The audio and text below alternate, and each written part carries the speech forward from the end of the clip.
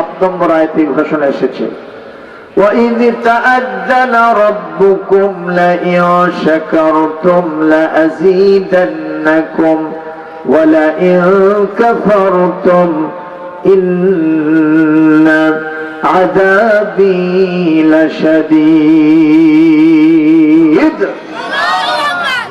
আল্লাহু আকবার। আল্লাহ রাব্বুল আলামিন বলেন, যদি তোমরা আমার শুকরিয়া আদায় করো, আমি আল্লাহ রাব্বুল আলামিন অবশ্যই তোমাদের জন্য বাড়াইয়া দিব। কি বাড়াইয়া দিবেন সে কথা এখানে নাই, তাফসীরে এসেছে আপনি যে কারণে শুকরিয়া করলেন আল্লাহ সেইটা বাড়াইয়া দিবেন। 2 নম্বর, সারাটা জীবন সুস্থ থাকেন অসুস্থ থাকেন, ধনী থাকেন গরিব থাকেন, পেট ভরা থাকুক কিংবা ক্ষুধার্ত থাকেন, আপনি সচ্ছল হন অসচ্ছল হন, আপনি আশরাফ হন আতরাফ হন, আপনি ভালো থাকেন মন্দ থাকেন, সব সময় আপনার মুখ থেকে বের হবে আলহামদুলিল্লাহ। জোরে বলে আমিন। এই পৃথিবীতে একজন নবী ছিলেন যার নাম মূসা আলাইহিস সালাম। নাম শুনেছেন তো? উনি ছিলেন কালিমুল্লাহ। ওয়াকাল্লামাল্লাহু মূসা তাকলিমা। আল্লাহ মূসা আলাইহিস সালামের সাথে তুর পাহাড়ে কথা বলেছেন। কথা কি সত্য? এরকম সত্য। তবে সরাসরি কথা বলেন নাই, কথা বলেছেন পর্দার আড়াল থেকে। যেরকম ঠিক না বেঠিক? এবং তিনি তার স্ত্রীকে নিয়ে যাচ্ছিলেন মাদায়েন শহরে। মাদায়েন শহর থেকে ফিরতেছিলেন।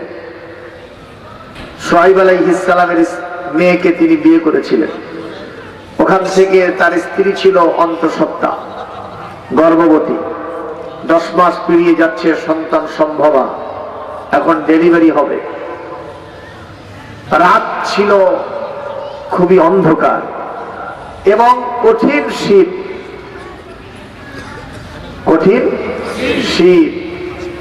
এবং আকাশ থেকে মুষলধারে বৃষ্টি হচ্ছে। স্ত্রী হলেন অন্তঃসত্ত্বা। স্ত্রী কি? জোরে বলেন। অন্তঃসত্ত্বা, এবং ডেলিভারি হবে এরকম সন্তান সম্ভবা। আর রাত ছিল কুট্টি অন্ধকার, শীতার্তরা, কঠিন শীত, ধরেন একেবারে -90 এরকম অবস্থা। শীত, বরফ হয়ে যায়, থুতু ফেললে ফ্রিজ হয়ে যায়, বরফ হয়ে যায়। আর আকাশ থেকে মুষলধারে বৃষ্টি পড়তেছে। অবস্থা কি ভালো না খারাপ? জোরে বলেন না কেন? আকাশ থেকে মাঝে মাঝে বিজলির চমক হয়, গগন বিদারী আওয়াজ হয়, নিনাদ হয়। স্ত্রীকে নিয়ে যখন তিনি ফিরতেছিলেন, স্ত্রী থরথর করে কাঁপতেছে। রাস্তা পিচ্ছিল, এরকম পিচ ঢালা পথ ছিল না। কথা কন না কেন? পাহাড়িয়া পথ, কঠিন অবস্থা। উনি চিন্তা করলেন একটু আলো হলে ভালো হতো। যেরকম কি হলে? আলো হলে ভালো হতো। যখন তিনি إذ رأى نارا فقال لأهلهم كثوا إني آنست نارا لعلي آتيكم منها بقبس أو أجد على النار هدى একটু জোরে করুন আল্লাহু আকবার। একটু জিকির করেন লা ইলাহা। বলে এসেছে আমি বলি ওয়াজে ফাসকে বললে খারাপ। আমি বলি এখন বলা হবে সেটা শেষে বললাম তাহলে ভালো বুঝলি। লা ইলাহা ইল্লাল্লাহ, জোরে লা ইলাহা ইল্লাল্লাহ।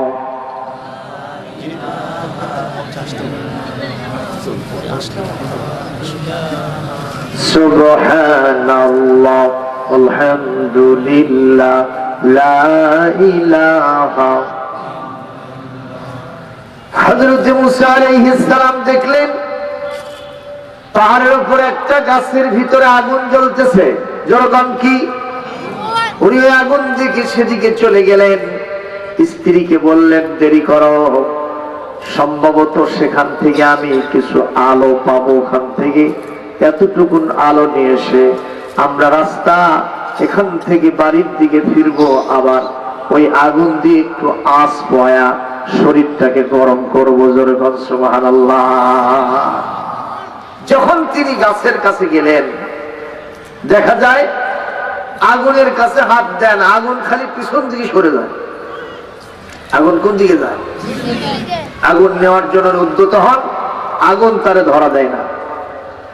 যখন তিনি বারবার পুনর্বার চেষ্টা করলেন, আগুনের নাগাল পান না।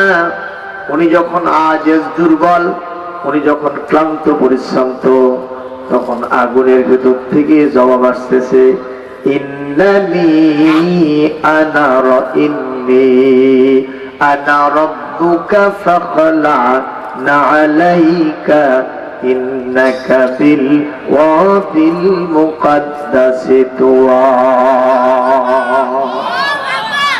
আগুন বলতেছে, ইন্নী আনা রাব্বুকা ফাখলা আলাইক, হে মুসা, তুমি যে আগুন নেওয়ার জন্য চেষ্টা করতেছো, আসলে কিন্তু আমি আগুন না, আমি হলাম তোমার রব, আমি হলাম আল্লাহ। আরো জোরে কর আল্লাহু আকবার। তুমি আগুন নেওয়ার জন্য চেষ্টা করতেছো, আমি আগুন না, আমি হলাম তোমার রব আল্লাহ। সুতরাং জুতো পায়ে দিয়ে পাহাড়ে উঠছো কেন? জুতো খুলে ফেলো। আল্লাহু আকবার। ফাখলা'না আলাইক, তুমি তোমার জুতা মোবারক খুলে ফেলো। এজন্য আমরা বলি, মুসা আলাইহিস সালাম আশ্চর্য হয়ে গেলেন, আমি তোমার রব আল্লাহ, তুমি জুতো খুলে ফেলো। তার মানে মহান আল্লাহ সুবহানাহু ওয়া তাআলা তিনি যে গাছের উপরে বসে আছেন তা না, তার নূরের তাজাল্লি ফেলে দিয়েছেন। সুবহানাল্লাহ। এই জন্য সেটা জ্বলতে ছিল। আল্লাহ পাক বহিঃপ্রকাশ ঘটাইছেন তার ক্ষমতার। তো এই মুসা যখন তুর পাহাড়ে অন্য এক টাইমে আল্লাহর সাথে দেখা করতে যাচ্ছিলেন, সেই মুহূর্তে আল্লাহ তাকে তাওরাত কিতাব দিতে চেয়েছিলেন। 30 দিনের অফার দিলেন, সময় দিলেন। তিনি রোজা অবস্থায় ছিলেন।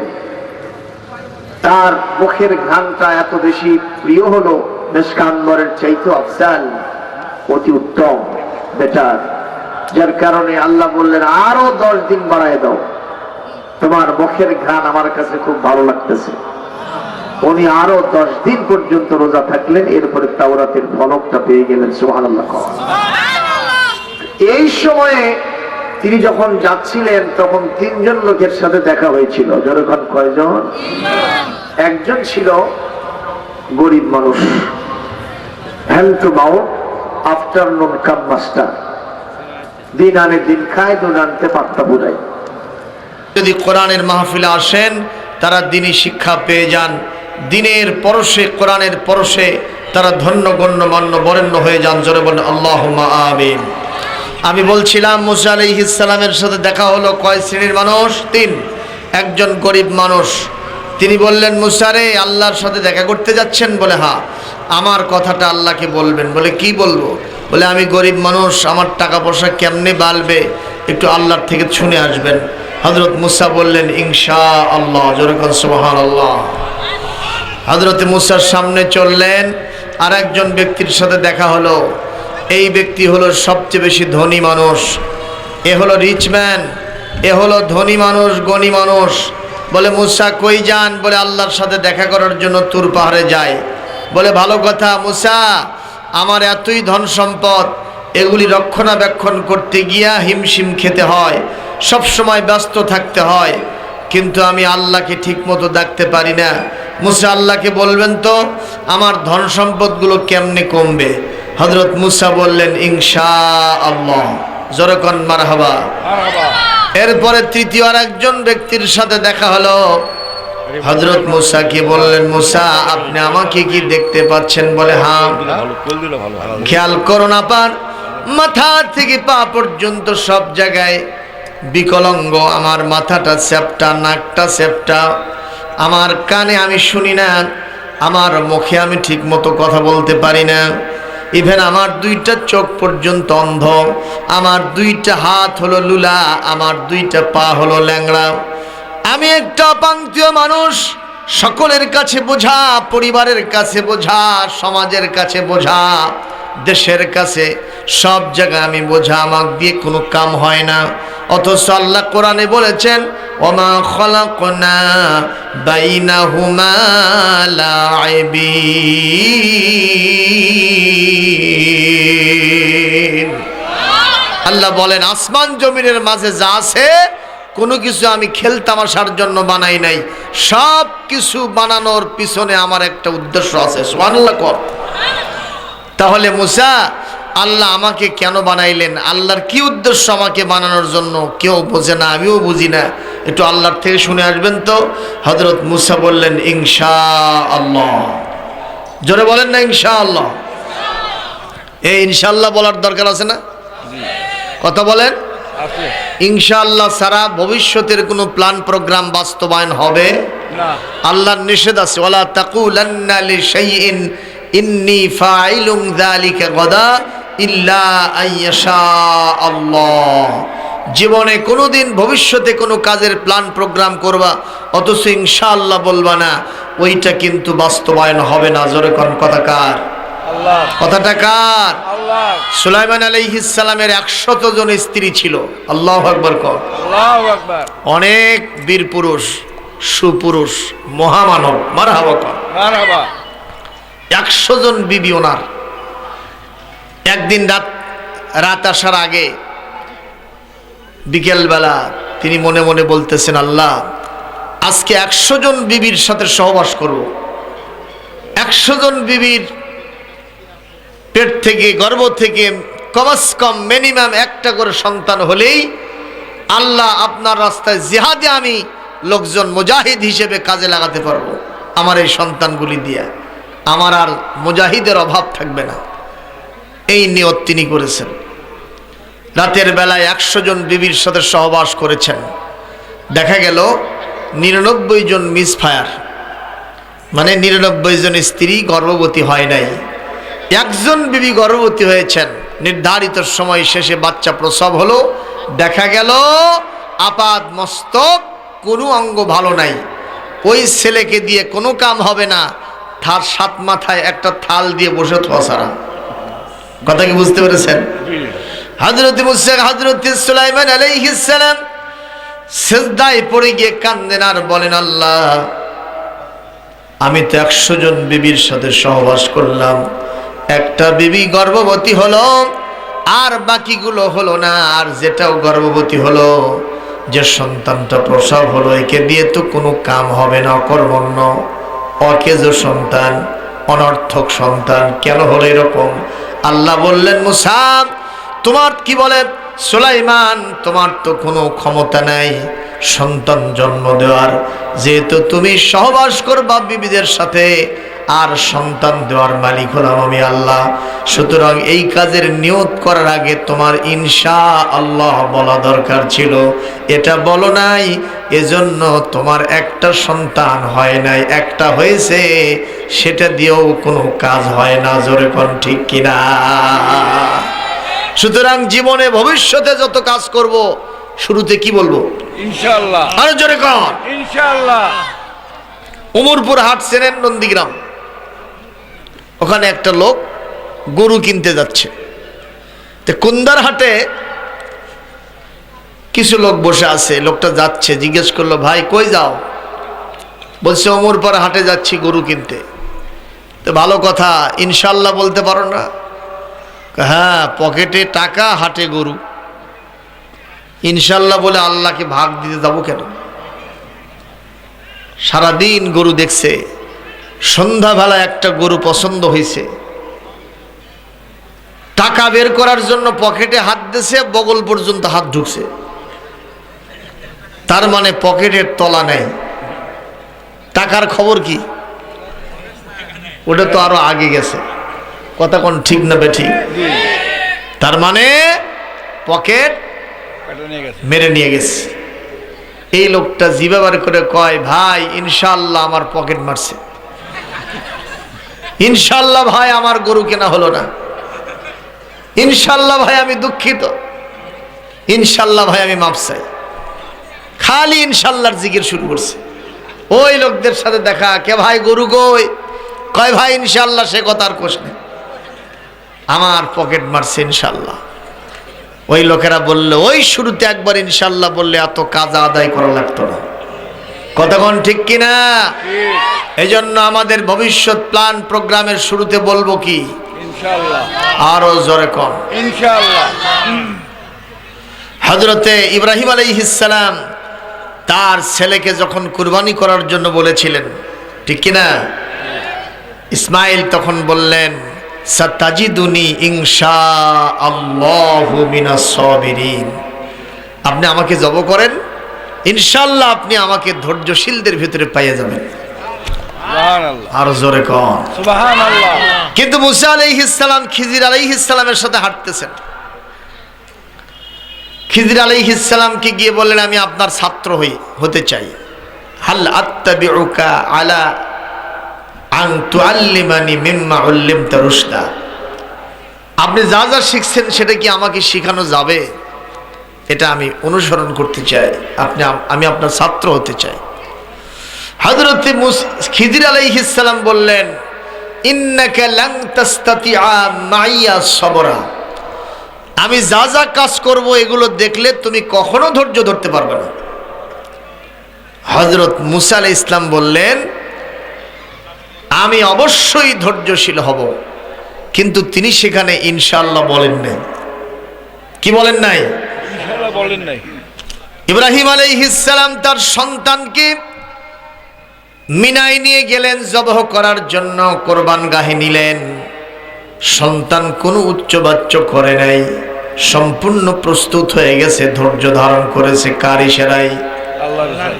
আরো জোরে কোন? আল্লাহর ইশারায়। কিন্তু মুসা আলাইহিস সালাম খিজির আলাইহিস সালামের সাথে যত জায়গায় গিয়েছেন, উনি যা যা করেছেন সব কাজে ধৈর্য ধরতে না পেরে অধৈর্য হয়ে গিয়ে সব কাজের প্রতিবাদ তিনি করেছেন। তাফসীরের কিতাবে লিখতেছেন, মুসা আলাইহিস সালাম প্রভাবশালী জলিলুল কদর পয়গম্বর হতে পারেন, কিন্তু আল্লাহর এতটুকুন বিধান কার্যকর না করার কারণে, উনি ইনশাআল্লাহ বলতে ভোলার কারণে কোনো জায়গায় তিনি ধৈর্য ধরতে পারেন নাই। যেরকম আল্লাহু আকবার। এই জন্য মুসলমান, আমি আপনাদের সামনে যে কথাগুলি বলছিলাম, আমাদের ভবিষ্যৎ কাজের জন্য আমরা কি বলবো? ইনশাআল্লাহ। আল্লাহ যেন আমাদের তৌফিক দান করেন, আমিন। আমরা শুধু দোয়া জানি কিন্তু কাজে লাগাতে পারি না। দীর্ঘদিন পর একজনের একটা পুত্র সন্তান হয়েছে। একজন বলল, শোনো, তোমার স্ত্রী গর্ভবতী ছিল না? বলে হ্যাঁ, পুত্র সন্তান হয়েছে। কয় ইন্না লিল্লাহি ওয়া ইন্না ইলাইহি রাজিউন। এটা কি হওয়ার না মরার কথা? কয় না, মরার। এটা বলছে।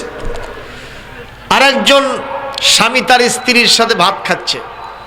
একজন এসে বলল, তোমার শ্বশুর অসুস্থ ছিল না? বলে হ্যাঁ, উনি ইন্তেকাল করেছেন। কয় আলহামদুলিল্লাহি রাব্বিল আলামিন।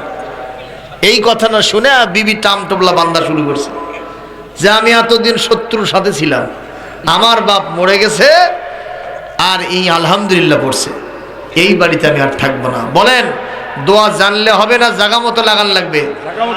আল্লাহ আমাদেরকে তৌফিক দান করুন, বলি আমিন। যে আয়াত তেলাওয়াত করেছি কোরআনে কারীমের 26 পারার সূরাতুল হুজুরাতের 13 নম্বর আয়াত। এই আয়াতের একটা ব্যাকগ্রাউন্ড আছে, সেটা হলো এই, নবী করিম সাল্লাল্লাহু আলাইহি সাল্লাম তিনি মক্কা থেকে মদিনায় গিয়েছিলেন। কথা কি সঠিক? হাজারো ব্যথা বেদনার পরে ফিরে আসনি তুমি আপন ঘরে, দিনের আলো তুমি ছড়িয়ে দিতে চলে গেলে মদিনায় মক্কা ছেড়ে। হে রাসূল, তোমাকে ভুলি আমি কেমন করে? খেয়ে না খেয়ে দিন প্রচারের কাজে নিজেকে দিয়ে ছবি নিয়ে, তায়েফের কাফেরেরা চিনল না সে আলো, দুষ্ট ছেলেদের পিছু দিল লেলিয়ে। ঠিক কিনা? পাথরের আঘাতে ক্ষত বিক্ষত হয়ে সারা শরীর থেকে রক্ত ঝরে। হে রাসূল তোমাকে ভুলি আমি কেমন করে, বলেন হাজারো ব্যথা বেদনার পরে ফিরে আসুনি তুমি আপন ঘরে, দিনের আলো তুমি ছড়িয়ে দিতে চলে গেলে মদিনায় মক্কা ছেড়ে। হে রাসূল তোমাকে ভুলি আমি কেমন করে। জোরে বল আল্লাহু আকবার। আল্লাহর নবী মদিনায় গেলেন, সাথে ছিল হযরত আবু বকর সিদ্দিক রাদিয়াল্লাহু তাআলা আনহু। জোরে কোন ঠিক কিনা? মানুষ হলো দুইজন, আরেকজন আর আবু বকরের সাথে ছিলেন। আবু বকর যখন বললেন হুজুর ইদহুমা ফিল গার, ইদহুমা ইদ ইয়াকুলু লিসাহিবিহি লা তাহজান ইন্নাল্লাহা মা'ানা। হযরত আবু বকর বলেন হুজুর আমরা দুইজন মাত্র, আর ওরা শত শত আমাদের পিছনে ছুটছে, আমাদেরকে ধরবে। আপনার কাল্লা কেটে নিয়ে আবু জেহেলের হাতে দেবে, বিনিময়ে 100টা লাল উট কামাই করবে পুরস্কার হিসেবে। হুজুর আমরা ধরা পড়ে গেছি, আমরা তো মাইনরিটি আর ওরা হলো মেজরিটি। হুজুর বললেন খবরদার খবরদার, কথা বলবা না। আমরা দুইজন হতে পারি, আমাদের সাথে আর একজন আছেন যার নাম আওয়াজ দিয়ে বলুন তিনি কে। আর উনি যার সাথে থাকে তার সাথে আর কেউ পারে না। কথা বলেন ঠিক কিনা? আল্লাহর সাথে না থেকে আল্লাহর সাথে যারা পাল্লা দেয় তাদের কাল্লা থাকে না। ফেরাউন কার সাথে পাল্লা দিয়েছে? কাল্লা আছে না গেছে? নমরুদের আছে না গেছে? আবু জেহেলের আছে না গেছে? 6 মাস আগে আমাদের দেশে যারা ছিলেন তারা কি আছেন? যখন তারাও গেছে। আমরা বলবো যে তারা যে একেবারে দেশের জন্য সবই খারাপ করছে তা না।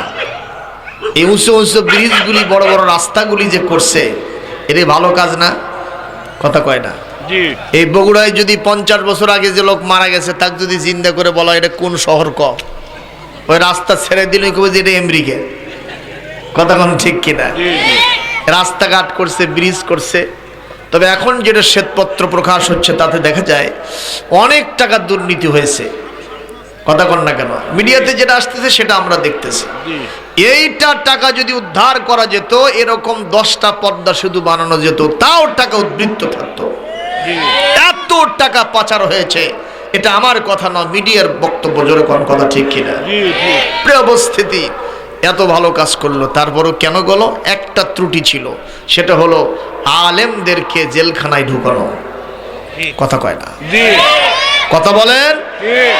আলেমদের সাথে যারা শত্রুতা করে মূলত তারা আল্লাহর সাথে শত্রুতা করে। বড় বড় নাম করা, বিশেষ করে সবচেয়ে বড় ভুল হলো কোরআনে কারীমের 50 বছরের তাফসীর কারক, কোরআনের পাখি আল্লামা দেলোয়ার হোসেন সাইদিকে জেলখানায় ঢুকানো ছিল সবচেয়ে বড় অপরাধ। এই কারণেই গজব নাজিল হয়ে ধ্বংস হয়ে গেছে। কথা বলেন ঠিক না বেঠিক? এ কথা বললে যদি কেউ মন খারাপ করেন আপনি করতে পারেন, কিন্তু এটা বাস্তব কথা। আলেমদের গায়ে হাত দিলে আমার আল্লাহর আরশ পর্যন্ত কেঁপে ওঠে। কথা বলতে হবে ঠিক না বেঠিক?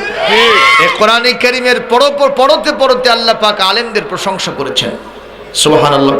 সুবহানাল্লাহ। ইন্নামা ইয়াখশাল্লাহা মিন ইবাদিহিল উলামা ইয়ারফাইল্লাহু আল্লাযীনা আমানু মিনকুম ওয়াল্লাযীনা উতুল ইলমা দারাজা।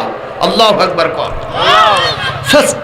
ফাসআলু আহলা যিকরি ইন কুনতুম লা তা'লামুন। এটা টান দেন তো, একটু টান দেন, নাকের মধ্যে ঢুকতেছে তো, এখানে তো মশা নাই। ফাসআলু আহলা যিকরি ইন কুনতুম লা তা'লামুন, এটা কোরআনের আয়াত। আল্লাহ রাব্বুল আলামিন শুধু এভাবে নয়, অনেক জায়গাতে আলেমদের প্রশংসা করেছেন। জোরকার আল্লাহু আকবার। আল্লাহু আকবার। সুতরাং আলেমদের সাথে সম্পর্ক বাড়াবো না কমাবো? বাড়াবো। এ জোরে বলুন, বাড়াবো না কমাবো? বাড়াবো। আল্লাহ আমাদেরকে তৌফিক দান করুন, বলি আমিন। আমিন। আমার ভাইরা, আমার রাসূল বলেন আমরা মাইনরিটি নই, আমরাই মেজরিটি, যেহেতু আল্লাহ আমাদের সাথে আছেন। জোরগণ ঠিক কিনা? যাদের হৃদয়ে আছে আল্লাহর ভয়, তারা কভু পথ ভুলে যায় না। আল্লাহর প্রেম ছাড়া এই দুনিয়ায় কারো কাছে কোনো কিছু চায় না। রাতের আধারে যারা সেজদাতে রয়, দু চোখের শ্রুতে নদী যেন বয়। ছলনার হাত ছানি যতই আসুক, ছলনার হাত ছানি যতই আসুক, পিছনে ফিরেও চায় না। যাদের হৃদয়ে আছে আল্লাহর ভয়, তারা কভু পথ ভুলে যায় না। আল্লাহর প্রেম ছাড়া এই দুনিয়ায় কারো কাছে কোনো কিছু চায় না। আপনাদের কি বোমামিতে ধরছে নাকি? একটু মারহাবা দেন নাকি? মারহাবা। আরো জোরে মানে মারহাবা। এই মঞ্চে যদি কনক চাপা আসতো বাবা, এমাস ক্লাব মাঠ খালি মসমস করতো। মহিলাদের সংখ্যা এর চেয়ে বেশি, ওই প্যান্ডেলে জায়গা হচ্ছে। আরে মহিলা কোটি কোটি হলেও আপনি দেখতে পাচ্ছি না, কথা হয় না কেন? অবশ্য মহিলাদের অবদান বেশি ইসলামের জন্য, ঠিক কিনা? আমার মা খাদিজা ইসলামের জন্য যত অবদান পেশ করেছেন, অনেক পুরুষেরা সেটা করতে পারে নাই। মারিয়াম আলাইহিস সালাম যত অবদান করেছেন ইসলামের জন্য, আল্লাহ বলেন ওয়ালাইসা যাকারু কাল উনসা, মহিলাদের মতো পুরুষেরা হতে পারবে না। সুবহানাল্লাহ কোন? সুবহানাল্লাহ। এই জন্য মা বোনদের বলবো, যেহেতু শীতের রাত, আপনারা মহিলা প্যান্ডেলটা ছোট করছেন কেন? ওখানে একটু আপনারা চেপে চেপে বসুন, জেগে জেগে বসুন, শীত থেকেও বাঁচবেন, সবাই মিলে আলোচনা শুনবেন। জোরে বলি ইনশাআল্লাহ। কষ্ট হচ্ছে নাকি? আল্লাহ নবী মদিনায় গিয়ে 1 বছর 2 বছর করতে করতে 8 বছর কাটাইলেন। কত বছর? 8 বছর পর নবীজি হিসাব করে দেখছেন তার সংখ্যা, তার দলের সংখ্যা, মুসলমানদের সংখ্যা প্রায় 10,000 ছাড়িয়ে গেছে। বাড়ছে না কমছে? বাড়ছে। কথা কয় না, কথা কয় না। বাড়ছে। সংখ্যা কি বাড়লো না কমলো? ইসলামকে যদি কেউ ঠেকাতে চায়, ইসলামের অগ্রযাত্রাকে যদি কেউ শ্লথ করতে চায়, যদি কেউ এটা গতিরুদ্ধ করতে চায়, তারাই বিনাশ হয়ে যাবে। ইসলাম তার গতিতে চলতেই থাকবে, বাড়া ছাড়া কমবে না। জোরে কোন ঠিক কিনা? নবীজি যখন বিদায় হন, বিদায় হজ্জের ময়দানে প্রায় 100 লক্ষ সাহাবী নবীর সামনে ছিলেন। আর সেই নবীর উম্মতের সংখ্যা বর্তমানে 200 কোটির কাছাকাছি। জোরে কোন বলা হবে। তবে 100 লক্ষ সাহাবীর যে গুণ ছিল, কোয়ালিটি ছিল, 200 কোটি মুসলমানের তার ন্যূনতম নেই। ঠিক। আজকে মুসলমান চোর হয়, ডাকাত হয়, লুচ্চ হয়, গুন্ড হয়, জেনাকার হয়, বদমাইশ হয়, মুনাফিকর হয়, পকেটমার হয়, মানুষ হত্যাকারী হয়, মদারু হয়, জুয়ারু হয়, ঘুষরু হয়, সুদরু হয়, মুসরু হয়। কারা হয়? কারা হয়? মুসলমানরা হয়। এ কারণে এখন কোয়ান্টিটি বেশি হয়ে গেছে, কোয়ালিটি বেশি নাই। আগের দিনের মসজিদগুলো ছিল কাঁচা। মসজিদে নববী যেতে মদিনা মুনাওয়ারা রাসূলের সময় ছিল খেজুরের গাছের খুঁটি, খেজুরের গাছের এরকম তীর, খেজুরের গাছের ছাউনি। বৃষ্টি যদি পড়ে 1 ঘন্টা, বৃষ্টি যদি হয় 1 ঘন্টা, বৃষ্টি পড়তে থাকে 2 ঘন্টা। খেজুর পাতার ট্যাপট্যাপানিতে পানি আস্তে আস্তে চুষে নেয়। কথা কোন ঠিক না ঠিক? নিচে কোনো মোজাইক নাই, কোনো প্লাস্টার নাই, অত্যাধুনিক কোনো টাইলস নাই, এসি তো নাই। কথা কোন না কেন? তারপরেও মুসল্লিরা কি কাঁচা ছিলেন? না। তখনকার মুসাল্লি গোটা বিশ্ব বিজয় করেছে। সুবহানাল্লাহ। সুবহানাল্লাহ। তাদের ঈমান ছিল পাকা, মসজিদ ছিল কাঁচা। আর আজকে মসজিদগুলি পাকা, টাইলস পরিবেষ্টিত, এসি ছাড়া মসজিদে চলেই না। অথচ আজকে মুসলমানদের ঈমান হয়ে গেছে দুর্বল। শরম লাগে দেখে করছেন না? না, দুর্বল, ইমান কি হয়েছে? দুর্বল, দুর্বল হয়েছে, কাঁচা হয়েছে। যেরকম ঠিক না বেঠিক? ঠিক। আমার ভাইরা, আল্লাহর নবী 10,000 সাহাবীকে নিয়ে মক্কায় ঢোকার জন্য প্রস্তুতি নিচ্ছেন। আল্লাহর নবী যখন মক্কার কাছাকাছি এসেছেন, নবীজির চিন্তা হলো মক্কায় এখন আবু সুফিয়ান নেতৃত্ব দেয়, মক্কার অবস্থা কি এটা আমার অবজার্ভ করা দরকার। ওরা কিরকম অ্যাটেম্প নিয়ে আছে, পজিশন নিয়ে আছে, আর আমি কিভাবে ঢুকবো, আমার বিষয়টা একটু অবজার্ভ করা দরকার। আল্লাহর নবী সাহাবীদেরকে নিয়ে মক্কার উপকণ্ঠে শিবির স্থাপন করলেন মক্কার গতিবিধি নজর করার জন্য। আল্লাহর নবী যে ওখানে এসেছেন, বাইদি বাই কথাটা মক্কা মুকাররমায় পৌঁছে গেছে আবু সুফিয়ানের কানে। আবু সুফিয়ান তখন একটা লোককে পাঠালো যে দেখো তো মুহাম্মাদের সৈন্য সংখ্যা কত? আমি শুনলাম হাজার হাজার আসছে, বলেন তো 10,000 লোকের যদি মিছিল বাড়ায় লোকেরা কবে কয়েক লাখ, কথা কয় না? যদি 100 জন মিছিল নিয়ে যায়, 100টা মোটর সাইকেল যায়, কয় শত শত মোটর সাইকেল গেল, এরকম দেখা যায় কি যায় না? আবার নবীজি বললেন, সাহাবীরা এখানে কয়দিন থাকা লাগবে আমি জানি না, তবে তোমরা পায়খানা বানাবা কম আর চুলা বানাবা বেশি। পায়খানা হবে আর চুলা হবে, এর ভেতরে একটা কিন্তু আছে না নাই? আল্লাহর নবীর নির্দেশনা মোতাবেক সাহাবাই কেরাম রাদিয়াল্লাহু তাআলা আনহুম তারা চুলা বানালেন বেশি আর পায়খানা বানালেন কম। রাসূলুল্লাহ শুধু মসজিদের ইমাম ছিলেন না, তিনি একজন ধর্মীয় লিডার শুধু নন, তিনি যুদ্ধের ময়দানের শ্রেষ্ঠ রণকৌশলী কমান্ডার ইন চিফ ছিলেন। যেরকম মারহাবা। আমার নবীজি সাল্লাল্লাহু আলাইহি ওয়াসাল্লামের অবস্থা অবজার্ভ করার জন্য একটা বাহিনী আসছে। ওরা আসছে সকালবেলায়। ওরা আসার পরে মানুষ গোনার জন্য চেষ্টা করে। বলেন তো 10,000 লোক কি গুণে শেষ করা যায়? 1 2 3 4 5 100 200 500 গুনতে ওরা আজেজ দুর্বল হয়ে যায়। চিন্তা করলাম মানুষ গুণে শেষ করা যায় না। এই প্রাতকালীন সময়ে একটা পায়খানার সামনে অসংখ্য লাইন দাঁড়ায় গেছে। রাসূল আগেই বলেছেন পায়খানার সংখ্যা হবে কম। ওরা বলতেছে লাইন গোনা, কি বলে মানুষ গোনা বাদ দাও, লাইনগুলো গুনে দেখো তো কত মানুষ, কত লাইনটা হয়েছে। ওরা লাইন পর্যন্ত গুনতে পারে নাই। 12টা বেজে গেছে। যে বলছে জাহাপনা কত মানুষ হয়েছে গুনে শেষ করতে পারি নাই। ওই পায়খানার সামনে যত বড় বড় লাইন, যতগুলো লাইন, এগুলো গুনতেই আমাদেরও 12টা, দিনেরও 12টা বেজে গেছে। আবু সুফিয়ান বলল তোমাদের কি দিয়ে কাম হবে না, আর একটা বাহিনী যাও। এরা গেছে ধরেন সকাল 8টা থেকে 10টার ভিতরে। এই সময় আমরা সাধারণত নাস্তা পানি করি, যেরকম ঠিক কিনা? আমাদের মা বোনেরা চুলায় আগুন ধরায়, আর রাসূল আগের থেকে বলছেন চুলার সংখ্যা হবে বেশি। ওরা গিয়া অনেক দূর থেকে দেখে মানুষ কত, গুণে শেষ করা যায় না। কি করা যায়? তাহলে একটু চুলাগুলো গুনতো। গুনতে গুনতে ওরা 12টা বেজে গেছে। ফিরে গিয়ে বলতেছে জাহাপনা মানুষের সংখ্যা কত, গুণে শেষ করতে পারি নাই। যতগুলো চুলা জ্বালাইছে এগুলো গুনতে আমাদের 12টা, দিনেরও 12টা। আবু সুফিয়ান বলতেছে গুনতে পাঠাইলাম মানুষ, তোমরা গুনেছো চুলা, তোমাদের দিয়ে হবে আমার মূলা, এদের দিয়ে কাম নাই।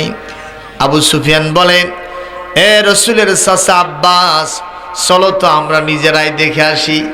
রাসূলের চাচা আব্বাস ইবনে আব্দুল মুত্তালিব তখনও মুসলমান হন নাই। হযরত আব্বাসকে নিয়ে গিয়া অনেক দূর থেকে তাকায় দেখতেছেন বিশ্ব নবীর যা শান মান। আল্লাহু আকবার কোন। 10,000 সাহাবী রাদিয়াল্লাহু আনহুম, এনারা রাসূলুল্লাহর নির্দেশ তামিল করার জন্য এক একজন উঠতেছে আবার বসতেছে। তরবারিগুলি খাপ মুক্ত, সূর্যের আলোতে ধারগুলি চিকচিক করতেছে। রসুল যখন যাকে যেটা বলেন সবসময় সেটা তামিল হয়ে যায়। এইটা দেখার সাথে সাথে আবু সুফিয়ান বলে, ও আব্বাস, আগে শুনছিলাম মোহাম্মদ পয়গম্বর, মোহাম্মদ নবী, আজকে দেখতে পাচ্ছি মোহাম্মদ নবী না, মোহাম্মদ হলো মহারাজা। হযরত আব্বাস বলেন, আবু সুফিয়ান, সম্ভবত তোমার চোখ তোমাকে ধোঁকা দিচ্ছে, তুমি চোখটা ভালো করে ঘুষে মেজে আবার দেখো। আমার মনে হয় এটা বাদশাহতের কারবার না। যদি বাদশাহী কারবার হতো, আমার ভাতিজাকে যেভাবে মজবুর করে তোমরা মদিনায় তাড়ায় দিয়েছিলে, আজকে আস্ত কাল্লাটা নিয়ে এখানে দাঁড়ায় থাকতে পারতে না। আমার মনে হয় আমার ভাতিজার এটা বাদশাহতের কারবার না, আমার মনে হয় আমার ভাতিজার এটা নবুয়তের শান এবং মান। সুবহানাল্লাহ, একটু জোরে করে আল্লাহু আকবার। আবু সুফিয়ান ওখান থেকে পালায় গেল। আল্লাহর নবী মক্কায় ঢুকবেন, সাহাবীদের বললেন, খবরদার, আমার বিনা অনুমতিতে গাছের পাতা ছেঁড়া যাবে না। সুবহানাল্লাহ। নারীর গায়ে, শিশুর গায়ে আঘাত দিবে না, বৃদ্ধ বৃদ্ধা দুর্বল মানুষের প্রতি আঘাত করবে না, ফলদার বৃক্ষ কাটবে না, কোনো কিছু করবে না। আমি যখন যা নির্দেশ করব সেটা তামিল হবে, এর অন্যথা করলে তোমরা আমার অবাধ্য হিসেবে প্রমাণিত হবে। আল্লাহর নবী মক্কায় ঢুকলেন। কষ্ট হচ্ছে? আল্লাহ রাব্বুল আলামিন বলেন, ইন্না ফাতাহনা লাকা ফাতহাম মুবিনা লাকাদ সাদাকাল্লাহু রাসূলুহুর রুয়া বিল হক লাতাদখুলুন্নাল মাসজিদাল হারাম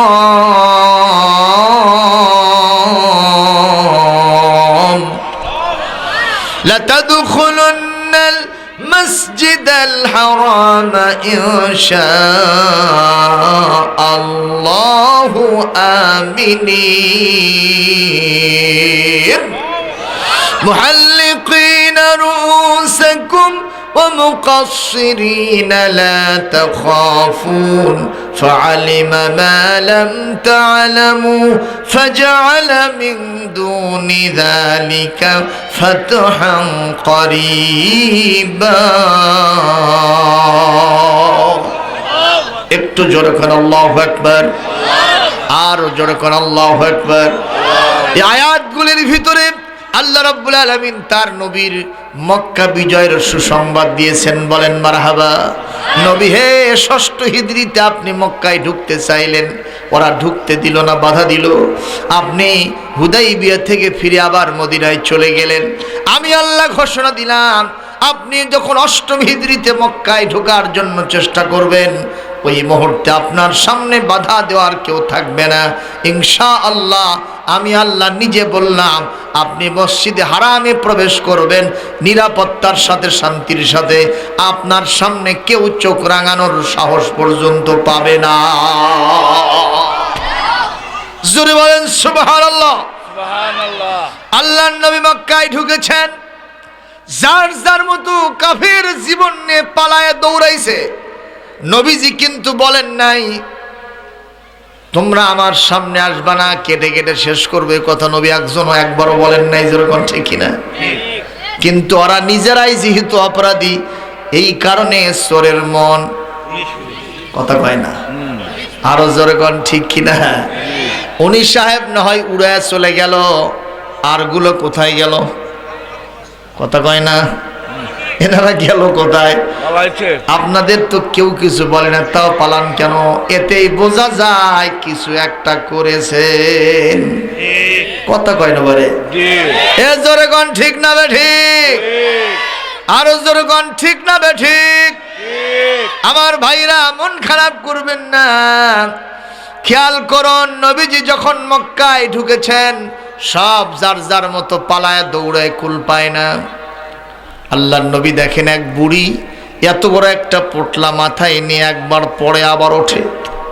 নবীজির সামনে দাঁড়াইলেন, ইয়া আইয়্যতুহাল আজুজ আইনা তাযহাবিন, হোয়ার আর ইউ গোয়িং? বুড়ি, তুমি কই যাবা? বুড়ি বলে, বাবা তুমি কে, কোথা থেকে আসছো? তুমি কি জানো না 8 বছর পূর্বে আব্দুল্লাহর ইতিম পুত্র মুহাম্মদকে আমরা এখান থেকে তাড়াই দিয়েছিলাম। সেই মুহাম্মদ বিজয়ের বেশে মক্কায় ঢুকেছে, কাফের যারে পাবে কেটে কেটে টুকরো টুকরো করে দেবে। আমি সেই মুহাম্মাদের ভয়েতে নিরাপদ আশ্রয়ে ছুটতেছি। সামনে যিনি দাঁড়ানো তিনি গিয়ে, যেখানে গিয়ে বাঘের ভয় সেখানে গিয়ে রাত্রি হয়। নবীজি বললেন, হ্যাঁ বুড়ি, এত বড় পুটলা নিয়ে তুমি হাঁটতেছো, তোমার কি কষ্ট হয় না? বুড়ি বলতেছে, বাবা কষ্ট হলে কি করব, ছেলে মেয়ে যার যার মতো প্রাণ নিয়ে যান বাসায় পালায় চলে গেছে, আমাকে একা রেখে গেছে। একটা শ্রমিক পর্যন্ত পাই না যে টাকা দিয়ে পোটলাটা বহন করবে। এখানে আমার অনেকগুলি টাকা পয়সা আছে, সোনা দানা আছে, মারহাবা কোন। হুজুর বললেন, বুড়ি তোমার এই পোটলা যদি আমি নিজে বহন করি তুমি কি তাতে খুশি? কই বাবা, তোমার মতে এইরকম একটা সুপুরুষ যদি আমার শ্রমিক হিসেবে পেয়ে যায় আমার জীবনটা ধন্য হয়ে যাবে। আল্লাহর নবী মাথায় পোটলাটা নিলেন, পিছনে আছে বুড়ি। নবীজি হাঁটতেছেন সামনের দিকে। এই বুড়ি নবীজি আপাত মস্তক দেখে দেখে বলতেছে, বাবা আব্দুল্লাহর বেটা মুহাম্মদ নবী না হয়া তোমার মতো মানুষ যদি নবী হতো আমাদের কপাল খুলে যেত। অনেক দূর যাওয়ার পরে বুড়ি বলতেছে, বাবা এটাই আমার নিরাপদ জায়গা, এখানে অন্য কেউ আসতে পেলেও পারলেও কিন্তু মুহাম্মদ এখানে আসতে পারবে না। আল্লাহর নবী আস্তে করে মাথা থেকে পোটলাটা নামালেন, বললেন, বুড়ি একটু হিসাব করে দেখো তো কোনো মালামাল খোয়া গেছে নাকি। বলে, বাবা সবগুলি বহাল তবিয়তে আছে, একটু দাঁড়াও। খুঁতির ভেতরে হাত দিয়ে টাকা বের করে। আল্লাহর নবী বললেন, বুড়ি দোয়া চাই, টাকা চাই না। আরো জোরে কম। ইত্তাবিউ মান লা ইয়াসআলুকুম আজরান ওয়া হুম মুহতাদুন।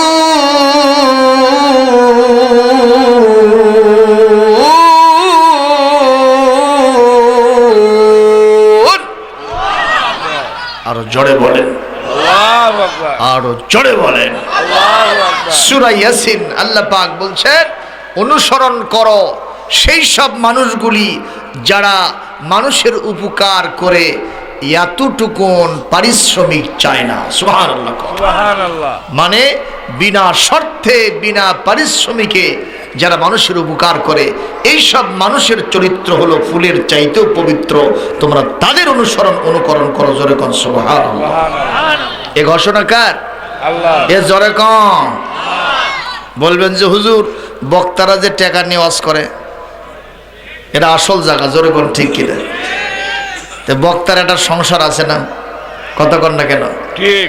এখনকার যে ওয়াজ নসিহত, আল্লাহর নবীর ওয়াজ নসিহতের সিস্টেম কি এরকম ছিল?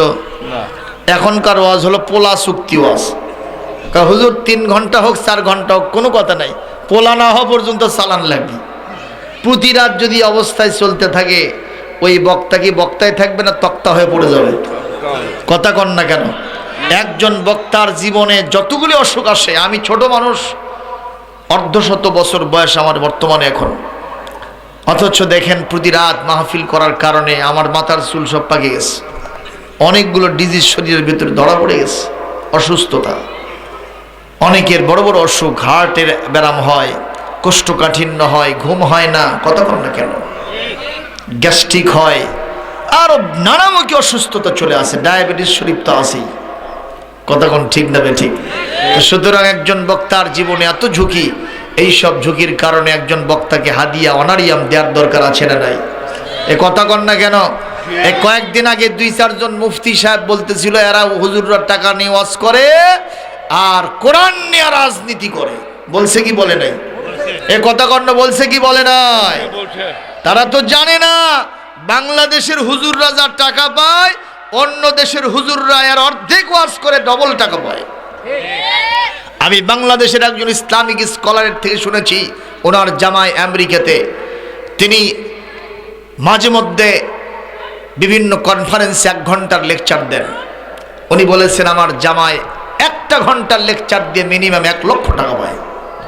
আল্লাহু আকবার কর। আল্লাহু আকবার। আর আমাকেও যদি 2, 4, 5 হাজার 10 হাজার টাকা দেয় বাবা, তার মধ্যে সেরা ফাটা টেপ মারা হিসেব নেই। কথা কয় না কেন? জি। একবার এক মাহফিলে আমাকে টাকা দিয়েছে, বুঝছেন, ইসলামী ব্যাংকে নিয়ে যেই দিছি করছে হুজুর এগুলো সিটারি ব্যবসা কতদিন থেকে শিখছেন? বিষয়টা কি? কয় 4টে জাল নোট। হুজুর পাইলে ওখান থেকে বাঁচে আসছে কোনো মতো। কিরকম ঠকাছে চিন্তা করেন। জনগণ আছে না নয়? সুতরাং আজকের ওয়াজ নসিহতের যে সিস্টেম, এই সিস্টেমে বক্তারা যদি ওয়াজ করে অবশ্যই তাদের কিছু অনারিয়াম দিতে হবে এবং সেটা ধরে দিতে হবে। কথা কয় না? ঠিক। আমার দেশে মমতাজ ম্যাডাম, ওই আপনার ডলি সায়ন্তরী, কনক সাফা, মনির খান, আরো যেগুলো আছে, একটা কনসার্টে এসে 2টা গান গেয়ে 2 লক্ষ 3 লক্ষ টাকা হাতিয়ে নিয়ে চলে যায়। ওই সব গান শুনলে ইমান বাড়ে তো নাকি? কতক্ষণ? আর হুজুর 3 ঘন্টা ওয়াজ করে এই সমাজটাকে সংশোধন করতেছে। সুতরাং তাকে তো লাখ লাখ দেওয়া দরকার, কারণ হুজুর বড়লোক হওয়া দরকার। কথা কয় না বারে? ঠিক। মন খারাপ করতেছেন আমার ভাইরা? খুব নজর করে কথা শুনেন। আল্লাহর নবী বললেন বুড়ি টাকা চাই না, শুধু দোয়া চাই। বুড়ি বলে না বাবা, কি কও তুমি, টাকা নিয়ে যাও।